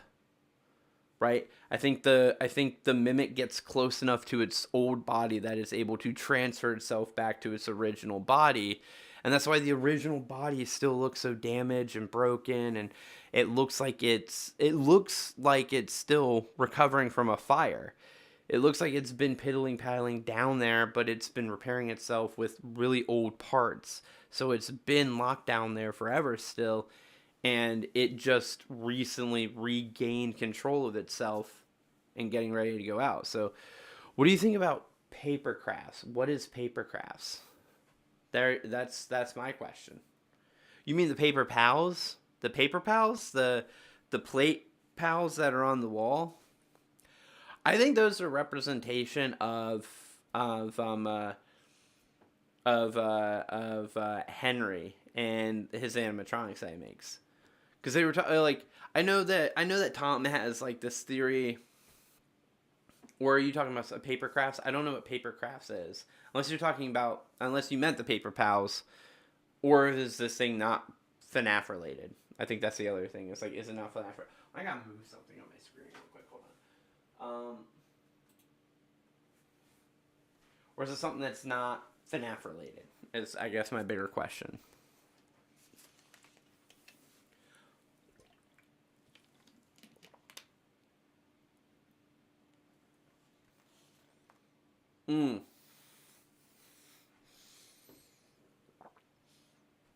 Talking about origami? Where you like fold it up into like the little figurines and stuff. Origami's dope. Merchandise company is making a Fazbear plushie. Let's use Withered Freddy for the box art when we are making FNAF 1 Freddy. Hey, tape and glue. Oh, tape and glue. Okay. Make like the lanterns or like the fortune tellers and stuff. Yeah. I don't know. Hey, you do you. If it's a fun hobby for you, you do it. You have fun with your hobby. Don't worry about what anybody else thinks about them. What am I thinking? Anyways. But yeah, so Mimic William. Ooh, yay. Have you seen the new FNAF movie too? I have not yet. But anyway, I'll be looking at it. So, no, I saw the poster. I didn't see the teaser trailer. I didn't see the trailer. Does your PFP for Halloween Halloween? Oh, wait. Oh, dress your profile pic for Halloween. I might. Anyways, so William Mimic, or Mimic William, or William AI. William AI, that'll be the name of the theory. William AI theory. Anyways, William AI would explain a lot, right? So, what if William the whole time, he's pretending to be William. Obviously, the Mimic is being William. Yeah, the one with Toy Freddy, yeah. Is being William. He's trying to do what he can to pretend to be William because he's trying to be William. He's trying to learn how to be human, right? This is the Mimic's whole goal, is to be human, right? So what if the Mimic, in his time, he's being William, he's learning how to be human. He's trying to become human. So he goes about his day, does the same things that William would have done, but he does it with no emotion. And this is why we see this flip. Henry and William were really good friends, is what we want to believe. What's my actual job? I am a backroom merchandising associate for Sam's Club. Is what I am now. I used to be all the way up to being a full-on merchandising manager for Walmart and for Sam's Club. Oh no, I'm definitely not monetized. No, I'm a full-time regular worker. I have not hit monetization at all. I need to be fully monetized ad revenue. I need double the amount of view hours I have right now, and I still need to hit 1,000 subscribers. You need 1,000 subscribers, and you need either 10 million shorts views in a 3-month period, or in a 1-year period, 4,000 view hours. I have neither the subscribers nor the view hours. Now, we are very close. You guys go and watch a bunch of my content over the next few days if you really want to help. Like, if you guys really want to help to get me to at least a semi-monetized version of this, go watch a bunch of my content on over the next few... Like, when you guys have free time, go watch some of my some of my videos that's fine. Go back and watch some of the streams and stuff like that. Just pump some hours of view time into the channel, because I am less than 1,000 hours away from getting super chat memberships and the merchandise thing, right? So I could get that. You guys could get me to that in the next month. Honestly, if people dedicated themselves to really trying to get me the view hours, by the end of November, I could be at least at super chat monetization, right? And that would put me semi-partnered, which would also boost me in the aspect of the site itself promoting my content to more people. I don't know how or why or for what reason, but Gibby Horrors, or whatever his full name is, Gibby has seen at least my Golden Freddy video, because he used my thumbnail in one of his recent videos. Just to demonstrate demonstrate the multiple videos on Golden Freddy that there are out there. Don't know how or why. When are we playing Roblox? Tomorrow. Roblox tomorrow, not tonight. Tonight is green screen fun. Speaking of which, that's what we can do soon. Gotta go in here, here, here, and here. There we go. Totally forgot about green screen fun, guys. That was the whole point. It's a green screen stream. Oh, I gotta do this. Boom. Green screen stream. That way the shadow doesn't pop up as bad, and you guys can make green screen stream content. Why am I red? Quit making me red.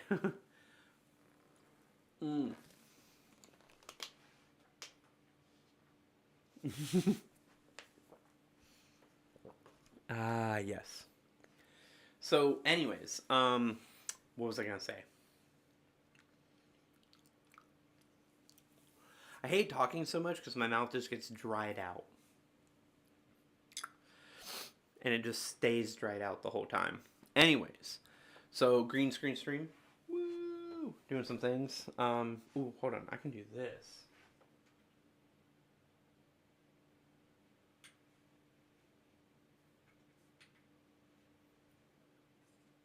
Alright, go for it, man.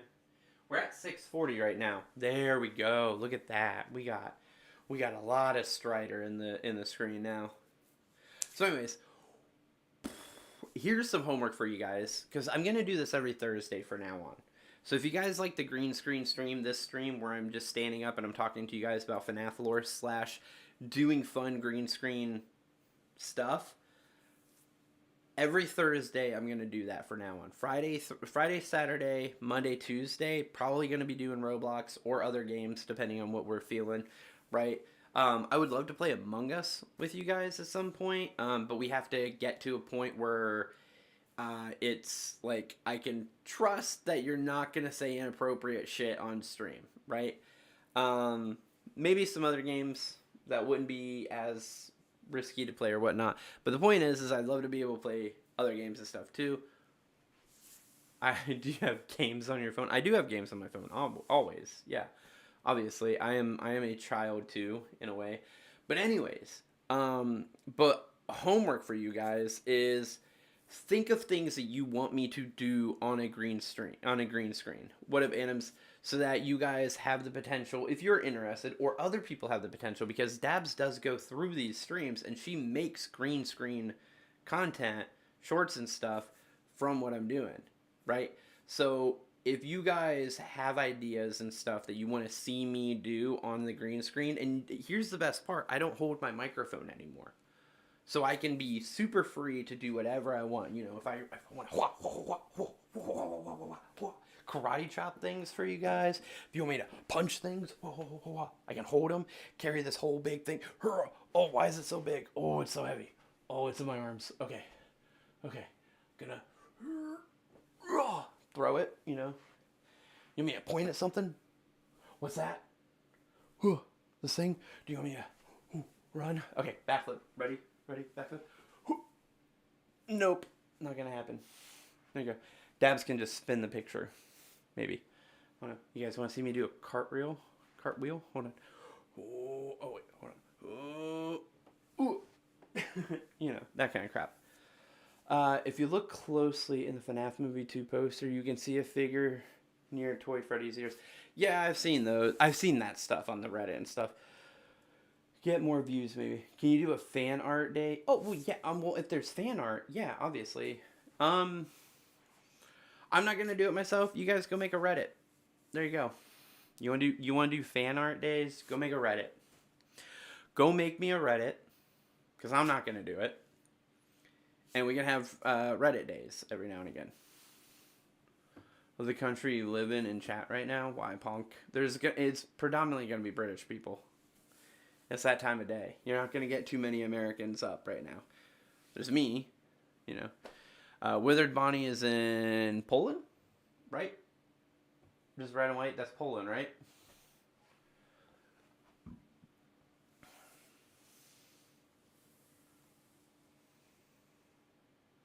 Oh, Indonesia. Oh, wait, hold on. Okay. Why did I think there was more involved with the Indonesian flag than just a red and white stripe? I don't know. My hair is crazy now, guys. Yeah. What's happened to my hair? Hey, you're in. Oh, Zazu's Indonesian dude. How did Strider guess I was British? Because you put the British flag in chat before I said that. Also, you've told me that before.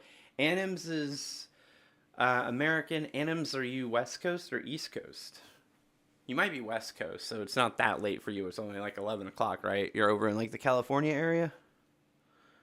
It's like 11:17 for you?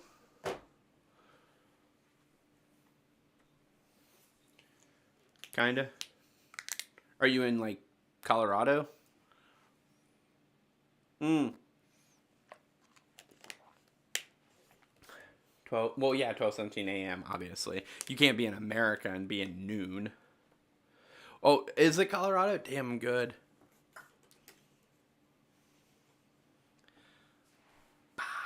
I'm just that good, man. I'm just that good. I know where my people are. Okay, I know who would be interested in watching me. Californians and Coloradans. Your country is dick. Okay, your country is an eggplant. Got it. Check me out. Okay, so if you guys, what it's currently 2:18. It is 2:18 here too. You are 12 hours behind me. Yeah. So when I say I start at 12:45 noon, or like noon 45 for you, it's true. Like when I say I'm starting at 12:45, it is going to be 12:45 that I will be going live. And I realized I messed up when I set this upcoming stream thing set up. I accidentally set it for private, so none of you guys saw it for the entire day that it existed. And I'll make sure that doesn't happen again. I publiced it like 10 minutes before the stream started, so none of you guys had pre-warning that this was starting. But no, yeah, Jack, no, PM is afternoon. So it's 7:18 a.m. for Pong because he's in Britain. You're 5 hours ahead of me time wise, but Jack and Flop are both exactly 12 hours ahead of me in time. It is now noon on the same day. Well, it's now 2 o'clock on the same day as me. So it's 2:19 in the afternoon on Tuesday, October 22nd for them. Also, guys, it's Tuesday, October 22nd, and I know most of you guys probably aren't excited about this because you guys are internet nerds, but the NBA starts today. Is it midnight in yours? It's 2 a.m. for me. I literally start streaming 45 minutes after midnight my time. Like it's the middle of the night for me right now. My daughter is asleep, going to get up for school in like 4 hours. Yeah, it's the middle of the day for you and Flop. Yes, AM means morning, PM means afternoon. Yep. Before noon, afternoon. There you go. Anims dancing. I don't know how many of you guys pay attention to the NBA, but I do, and it starts today. Who's playing today, actually? Maybe, I don't know. That's a I am fully monetized. First fully monetized video. Let me get on my NBA app. I want to see who's playing today. Because again, I know you guys probably don't care, but I do, and I want to remember who it is. Oh, it's the Knicks and Celtics. 7:30 p.m. tonight. What the heck? My NBA login. I should be logged in.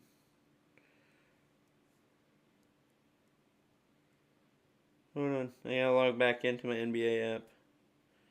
I don't know why it kicked me out. There we go. What?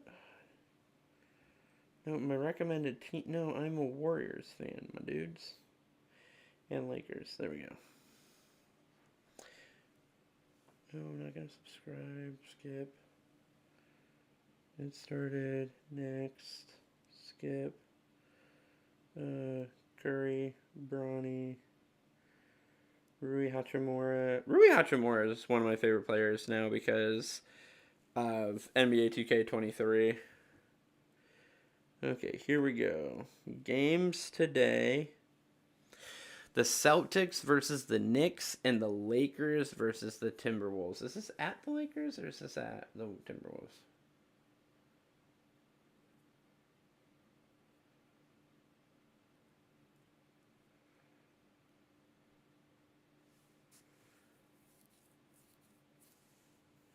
Yeah. Alright, anyways. Okay, I'm done with that. Sorry. Which type? What? If you played doors on Roblox, what would you do? I would get to like, I think I got to like door 57 or something like that and then died. Number in Britain is 999. Yeah. It's 911 here, 999 in Britain. Other countries it's like, yeah, 211 or 210 or just 9 or just, I don't know. I still have school. I don't have school. I'm an adult. The emergency service number. Yeah. Anyways, guys, now that I'm done doing that, is there anything,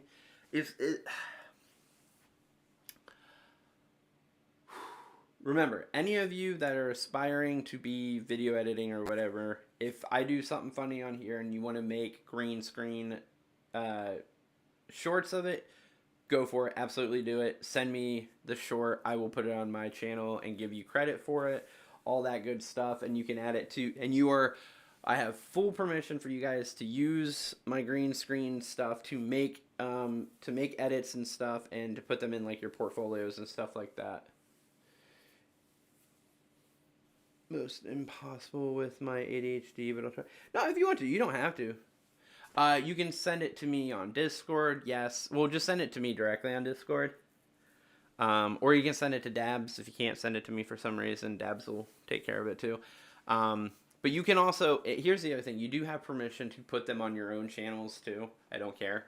They can be on my channel and your channel. I'm cool with that. Just make sure that you credit me as the subject. Well, Jack, then then put it on your channel and send it to me. I don't know, dude. Email it to me.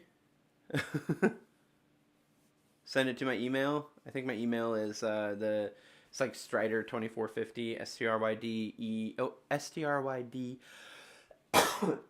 3r2450 at gmail.com. So you can send it, you can email it to me. Just tell me during a stream that you emailed me a video.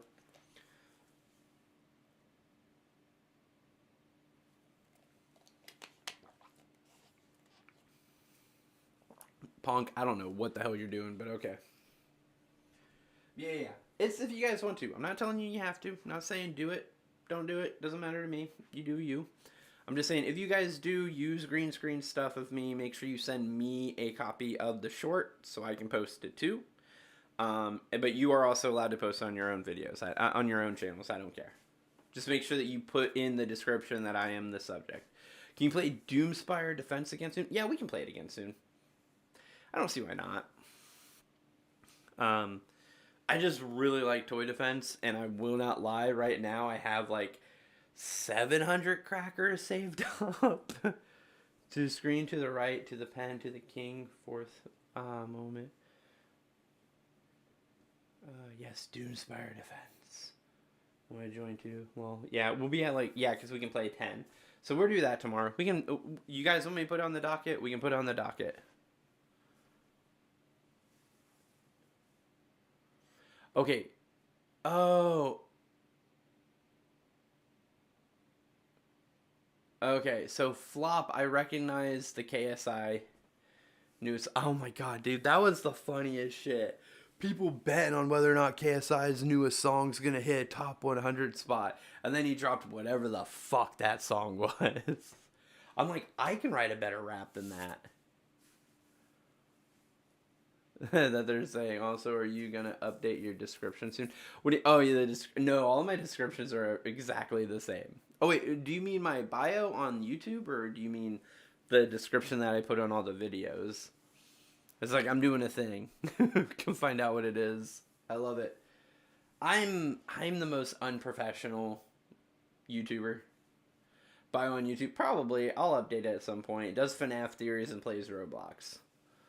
What about Down? What do you mean Down?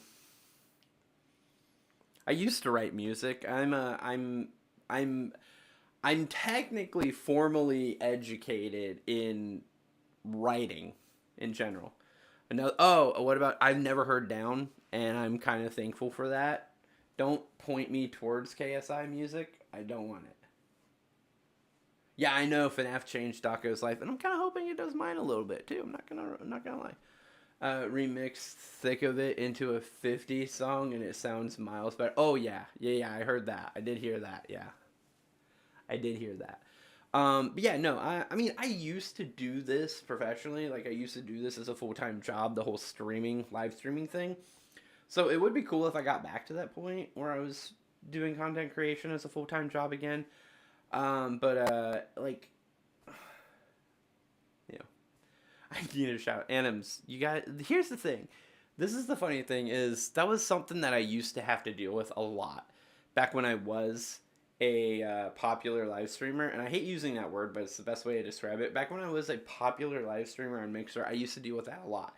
Young kids coming into the stream who didn't know me, didn't know anything about the stream, didn't ever come there before, who would, the main two things I would always get is, I'm a big fan. I've been watching you for years. And I'll be like, I've only been streaming for a year, so I don't know how you've been watching me for years. Or two, they'd be like, can you give me a shout out? And I'm like, you just put more, like, I can't put any more attention on you than what you just put on yourself by saying that in chat. There's nothing I could do to make it to do, like, no one's going to go to your channel just because I'm like, shout out to that guy. But yeah, I used to get a lot of people that tried to lie and be like, oh, I've been a big fan for a long time. And I'd be like, well, let's look at your follow age. Oh, you've been following me for 2 seconds. But no, like, here's the thing. Shoutouts, worthless. Let me be very clear to a lot of people. Let me just save a lot of people a lot of trouble. Shoutouts are absolutely useless. There is no point in getting a shout out from a creator unless you are creating a lot of content. Unless you are creating content that you think is, like, if you ask for a shout out, or if you try and work for a shout out, or if you were trying to work for recognition, your content should already be at the level that it deserves those things. You shouldn't be asking for those things and expecting an audience before you start making that kind of content, because you're not going to maintain that audience or maintain that group of people until you make that content, right? The content should be there first. And then you get the recognition, or you get that. And most of the time, you don't have to do shout outs. You don't need a shout out from somebody. You don't need to get anything from anybody in order. I mean, look at me. Like, my audience, like, you guys are this. We're at almost 700 subs. We're at close to 650. I don't even know where we're at right now. We were at 640 before we started the stream. We might be past that by now. I'm not sure. I don't really care at this point. I'm just working on view hours more than anything else. But we are at almost 700. Almost more than half, almost about half of that right now came from us doing these live streams and from doing FNAF content. And that's only been since July. So July, August, September, October. Not even 4 full months. No, 4 months. Because it was July 10th that I started. So October 10th. So a little over 4 months now, we've gained over 300 subscribers. So we've been averaging almost 100 subscribers a month since we started doing FNAF content. And we've improved on what we've been doing. I went from doing FNAF every single day, trying to play games or whatever else, and do these not even green screen stream. It was like me sitting at my desk and like pulling up information to talk about my theories. But I got to this point where I started realizing I'm talking about the same things every single day. It's okay if I talk about a theory more than once, but talking about it every single day, people are going to get bored. They're going to know what my content's going to be before they show up, and they're going to know what I'm going to say before they get there, that they're not going to get there anymore. So that's why we started evolving into playing Roblox and stuff, because Roblox or gameplays in general is a constant evolving situation. What I do today is not going to be the same thing that I do tomorrow. Trying to join the streams every day, but I'm just so busy. Hey, no, Animus, you're fine. If you're here, you're here. If you're not, you're not. That's fine. It's not a big problem for me. I'm not worried about people showing up or not showing up. If you can be here, that's amazing. If you can't, remember, this is YouTube, not Twitch. You can just watch my videos or put them on in the background or something, and you're still just as helpful. That's the thing. So Twitch, the only way to get like good monetization on Twitch is to have people show up while you're streaming. But this is YouTube. You can be just as helpful to my channel's growth by watching my content when I'm not online. Actually, you can be more helpful, more beneficial to me if you watch my content when I'm not streaming, right?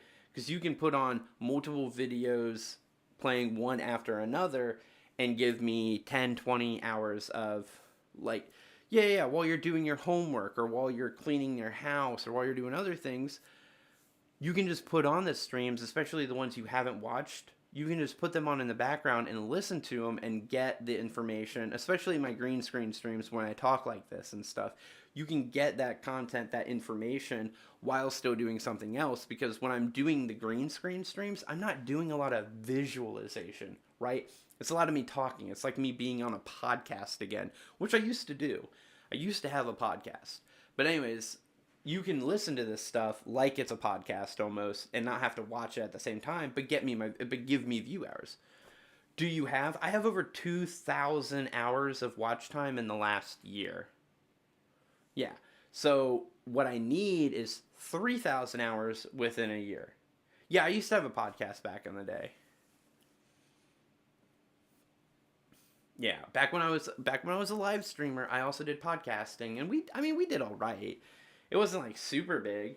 It was like a few hundred listens for each podcast. It wasn't crazy. It was just me and my buddy, me and one of my old best friends, Brandon. Just we interviewed other partnered streamers from Mixer for like the beginning of it, and then it kind of transitioned into just like a shooting the shit kind of podcast where me and him would just talk about different gaming content that we were like consuming, or like different things that were going on at the time, movies, books. Like we just talked about stuff is what it was. We had recorded, there were some videos we recorded that I ended up never releasing, and I've lost the footage to them because it kind of died out thanks to You can find, actually you can, yeah, Spotify has my podcast on it still. It's called Vocal Strides, VOCAL STRYDES, Vocal Strides, Strider, Vocal Strides. So, and I do retain the rights to that name if I ever want to bring back the podcast. But yeah, Vocal Strides. It was a podcast I did with my buddy Brandon for like 2 years. No. Totally different Brandon. No, not Brandon, the frustrated gamer. No one that you guys know. He was not a content creator at all. He was just my best friend at the time. He was just my best friend. If he wasn't so busy with life, he would still be my best friend. But he has 2 children and a lot of other stuff to get done in his days that we just don't have the time to do it anymore, unfortunately. But yeah, me and him had a podcast for 2 years. We did videos. I think we have like 27. Hold on, I can pull it up right now. Let me pull it up. Hold on.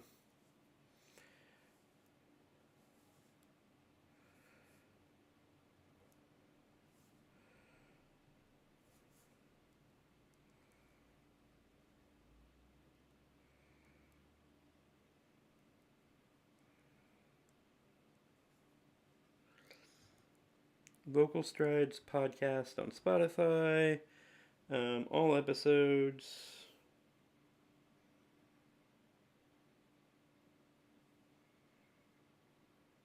What? Hold on.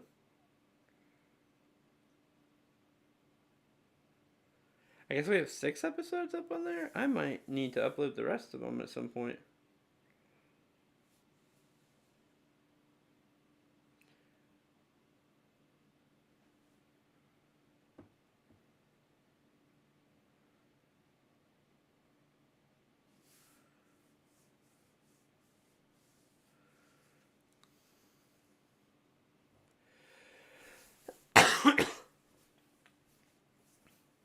Yeah, sorry. So it's 6 episodes. There's 6 on Spotify. I know I have more, but I think they're on YouTube, and I'd have to unlock them or whatnot. But yeah, no, I mean, yeah, we used to do that. But watch my videos instead. I don't know if you guys like 7 Days to Die. I did like a 19 episode series on 7 Days to Die. Um, yeah, so there's that. I'm trying to think of what else. I got tons of videos that have. Oh, I have a full playthrough of Bioshock 1, and I almost did a full playthrough of Bioshock 2. I could play those on stream at some point too, if you guys are interested. Can you do 60 seconds? What is 60 seconds? What's 60 seconds? Oh, the game where you have like a minute to collect all this shit in your house to then survive in a bunker. I don't know if I own that one. I do own a different one. I own the other one that's similar to it. And we could do that too. Like, if you guys have game ideas, I can show you guys my Steam library and we can pick other games. I've wanted to do Supermarket Simulator on the stream again. I used to stream it on Twitch. I've thought about playing it on here and then also talking like FNAF or stuff while we do it. But yeah, my mom bought KFC. Dude, dope. That's going to be awesome. I don't know how Indonesian KFC goes, but I'm sure it's pretty good. Dude, Jackbox. Jackbox has 700 subscribers. So there you go, Ponk. That's your personal mission, Ponk. Go find 700. Go find me 700 subscribers.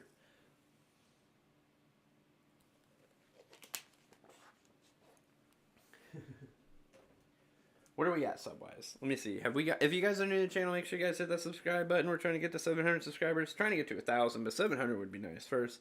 We are currently sitting at 642. So we need another 58 subscribers to get Jackbox. Ooh, the newest short's doing 1.4K now. It's gotten a little tick up boost. Good job. It's had 20 views in the last hour. Had a couple of hours with 47 views. Nice. Cool. Had a nice little tick up there for a second. Cool, cool, cool, cool. How's the other ones doing? How you doing? Okay, one's at 12.5K. 80% of people are watching it. The really good one, the one that did really well. But it has slowed down and it's not getting any views again. And then there's the other re-edited version of the first one. It's not doing too hot. It's had one view in the last hour. It's at 1.7K, but still pretty good. By their powers combined, 14,000 views on it on them so far. But you can't because he's not eligible for super chat. Yeah, I know, right? In a maid costume for one stream. If he gets super chats, or maybe. Well, I don't own a maid costume, so no. There's a FNAF version of 60 seconds. Cool. That'd be cool. But yeah, no. What was I gonna say? Yeah, if you guys see other games that you'd like to see me play on stream and stuff, absolutely just go for it. Actually, hold on. Here we go. Hold on. Here we go. Let me swap over. Let's go to main. Whoop. Now you can see my. Let me turn you off real quick. Don't need you on when we're on this. Yeah, we're at the point where we can transition out of green screen. Mm-hmm. Okay. You get out of here. You can go up there for right now. Bring you down. There we go. This stream's current bit rate. Oh yeah, I can bring you guys back down to normal size too. Put you there.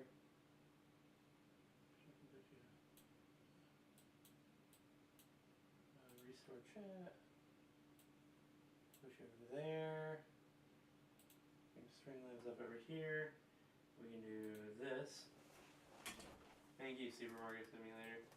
I can show you guys this, which is the library. We can see the library. I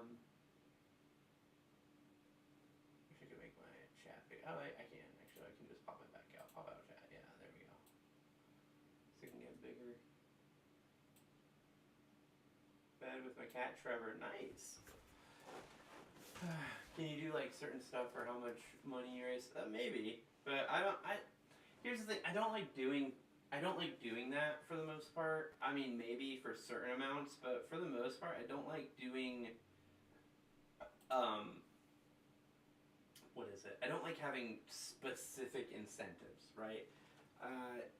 Because I don't want to make. Are you guys a cat person? I'm both. I don't care. I like animals. Period. Is what it is. I don't care what kind of animal it is. I just like having animals. So, I just like me some animals. Likes on the stream are pretty good. Everything's good. So, anyways, here's my library over here, for you guys in case you guys. 7 Days to Die. We have Among Us, Banished. I doubt anyone wants that. Big Ambitions was a game that a lot of people liked to watch. What is this? Assemble the line high there. The latest update for Big Ambitions is here. The team has been working tirelessly to bring you a bunch of new features and improvements. Okay, I don't even know what Big Ambitions has going on anymore. I gotta go for the night. Alright, Adams, have a good one, man. Get some sleep. I got Big Ambitions. I got Bioshock Remastered and Bioshock 2 Remastered and Bioshock Infinite. Love them. We got City Skylines, probably not going to play that. Conan Exiles, probably not going to play that. Elder Scrolls, Skyrim, I am a boss as Skyrim. Skyrim Special Edition, I'm super dope with that too, but I've never played the Skyrim Special Edition, apparently. Oh, I've never gotten achievements on it, that's right, because I only play modded versions of it. Fallout 3, Fallout 4, Fallout New Vegas, I am a Fallout stan, right? Super Fallout guy. Game Dev Tycoon is a fun little game to play, just to chill with. GTA 5, technically. I used to do a lot of GTA RP on very specific RP servers. Heavy Tree Friends characters, such as Leif Dives and Score. Yeah, exactly. House Flipper. Apparently there's a House Flipper 2 coming out at some point. We got that. We got Only Up, which we'll probably play at some point again, because it's pretty fun. What is this achievement? You have conquered the... Oh, yeah, only up winner. Wait, before I go, I'm going to check the podcast. What's it called again? Vocal Strides. VOCALSTRYDES. Vocal Strides. We got Project High Rise, which is a fun game, but not something I'm probably going to play on stream. And then we have Project Zomboid, which I might play on stream. That'd be a fun game to play with you guys, probably. Rust, dope game. Skip Spores. Spyro Reignited Trilogy. I have a series. Oh, wait, yeah, I left the mic. You guys can hear me, though, right? But I forgot the mic. This is so funny. I've been talking this whole time. You guys could hear me, just not very well, right? And nobody says anything about the fact. Hold on one sec.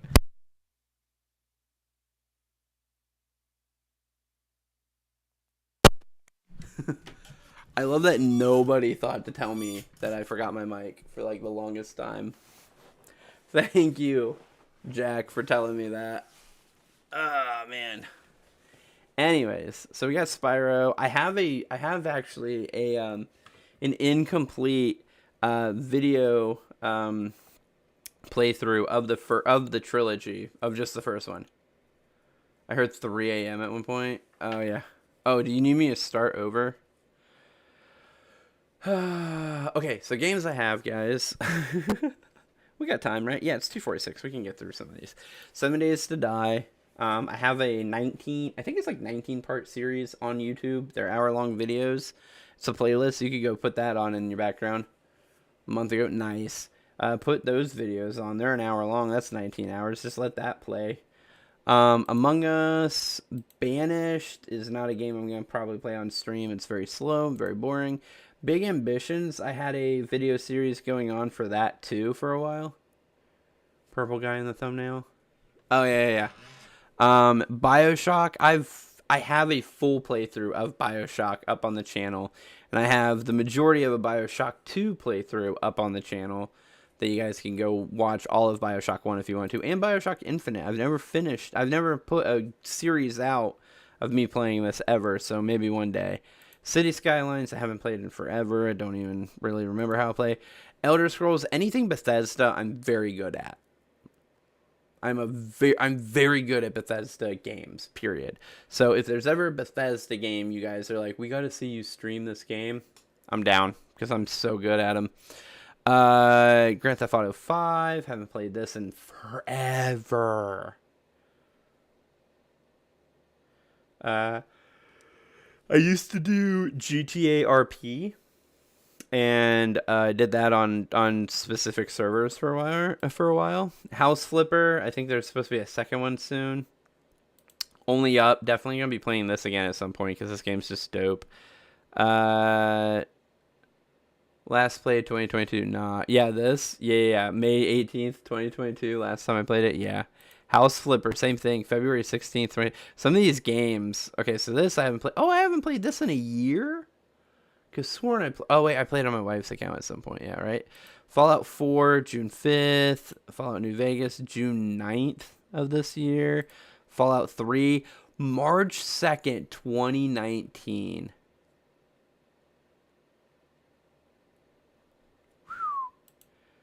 2021 for Skyrim, because I play Skyrim Special Edition usually. City Skylines, April 2023, January, October. Banished, I haven't played since 2023. BioShock Remastered, July 24th, 2023 was when I beat it again. And then Remastered, August 26th, 2023 is when I stopped playing it. I never finished it. I don't think I've ever played BioShock Infinite on a computer. I own the game. I don't think I've ever played it at PC. I've always played on the Xbox. Let's see. Rust. How long ago since I played Rust? January. Oh, I did play in January, didn't I? Prison Architect, 22nd. That's 23.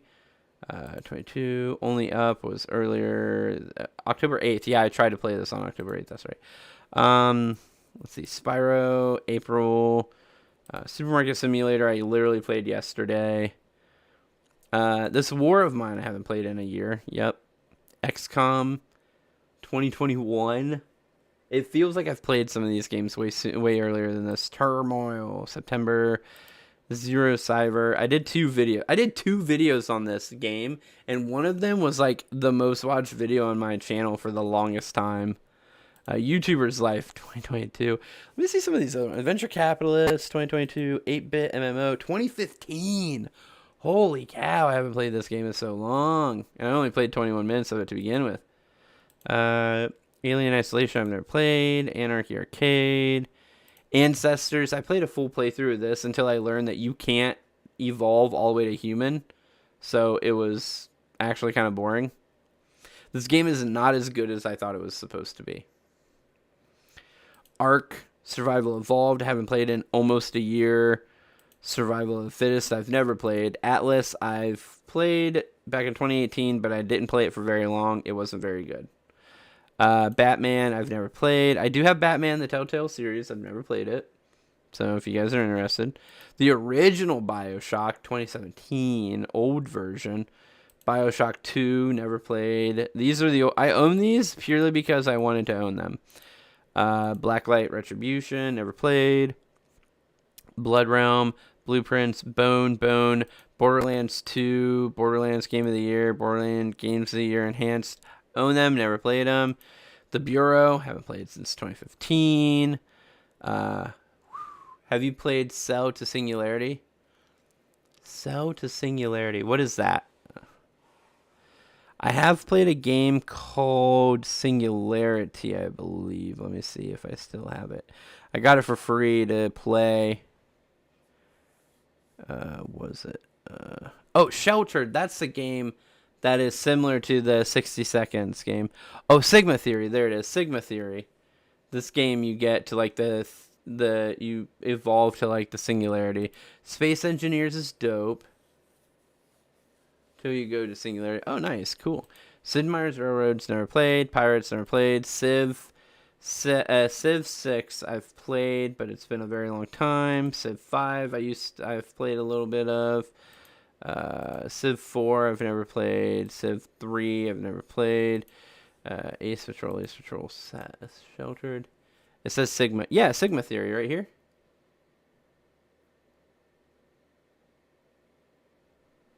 Yeah. Speedrunners, that's a dope game that we could play. Spooky's Jump Scare Mansion. I'm not sure what this is about, and it terrifies me. I played it for exactly 1 minute.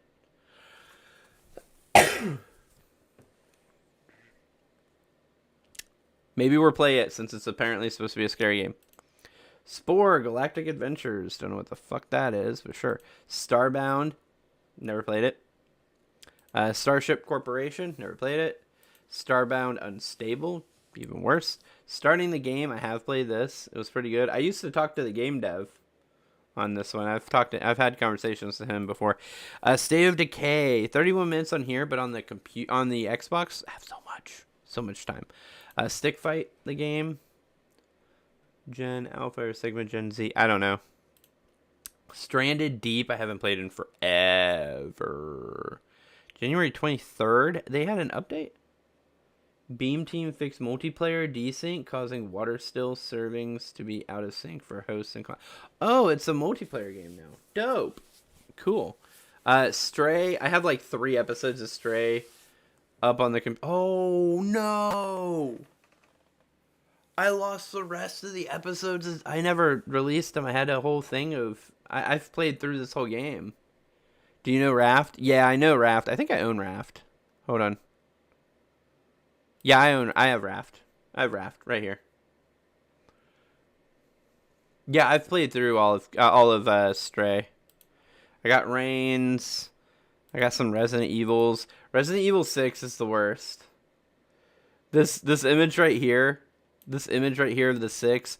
I will never unsee. Someone pointed this out to me, and I'm now going to point it out to you guys. It looks like a giraffe forcing a dude or a dog to give it head. You can never unsee that now. Let me just say this right now. You can never unsee this. Wait, just wait a second. Hold on, ready? Okay, we're just gonna...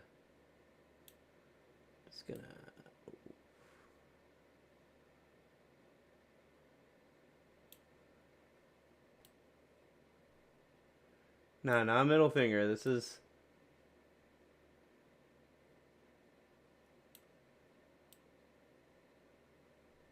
right here. See that? See that right there? That's a giraffe. Kneeling back a little bit. Bending back just a little bit. And he is forcing a dog to give him head. You can never unsee this now. Anyways.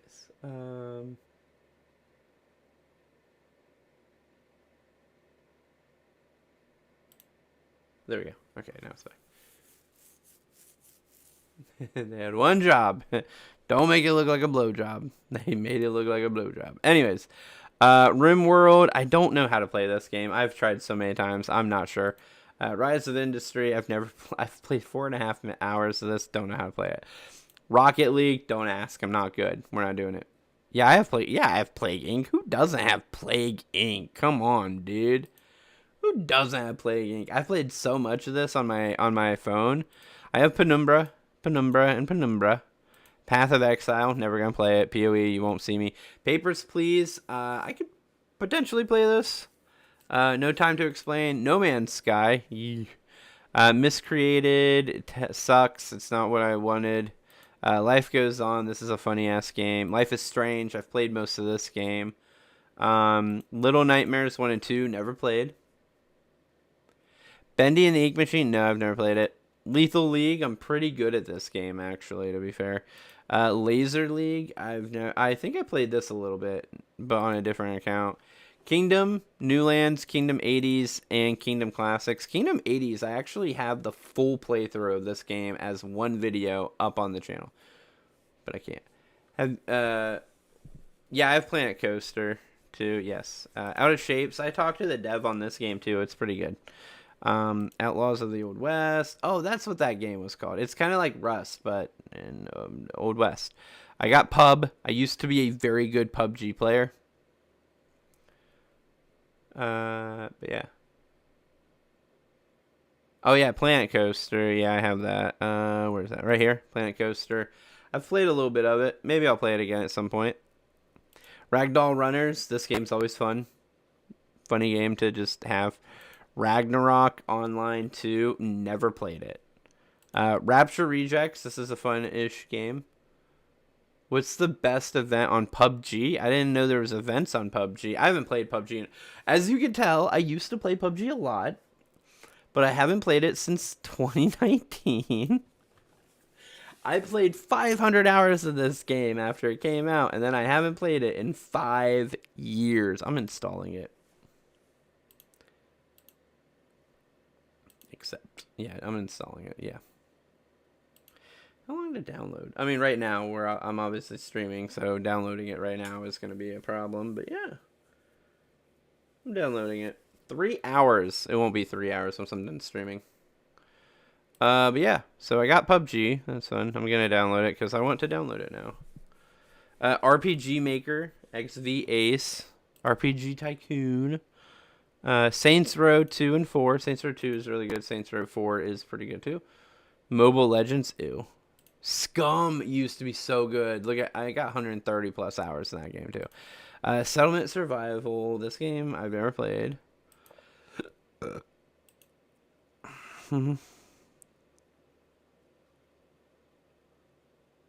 What other game?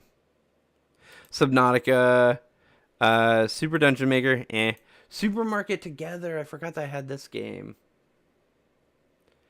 Yeah, I want to play that at some point with somebody at some point. Surgeon Simulator, 6 minutes. I've never really played it. Tabletop Simulator. I don't have people to play that with. Tales from the Borderlands, never played. Tap Tap Infinity, I've played. It's stupid but fun. Terra, never played. Tom Clancy's Rainbow Six Siege, I've played a little bit. Tomb Raider, never played. Town of Salem. We could play Town of Salem together, guys. What? Oh, SCP, yeah. Yeah, I know. Yeah. We could play Town of Salem together. That's a fun game to play. Trailmakers, I got some time in. Ultimate Epic Battle Simulator is pretty funny to watch sometimes. Viscera Cleanup Details, Santa's Rampage. I've played a little bit. Walking Dead Telltale game. Walking Dead Season 2. I got both of those. I've never played them. War Thunder, never played. Warframe, I played for a little bit. West of Loathing, I've played a bit of this. Wild West Online. Oh, that's the one that I think that I played with. I don't know which one I played with them yet. And then World Box God Simulator. This game's dope as hell. Haven't played it in over a year. Subnautica is kind of scary. I only played mobile. Yeah. No. What? Yeah. Anyways, guys, I gotta go. 3 o'clock. Love your faces. I will see you guys in the next stream. Think of some of the games that I got, guys. Rewatch the stream if you need to, and go watch my content. Go consume a bunch of my videos and stuff. I need the view hours. Do it. Love your faces. I appreciate all that you guys do for me. You guys make it possible for me to even do this. So I will see you guys in the next stream.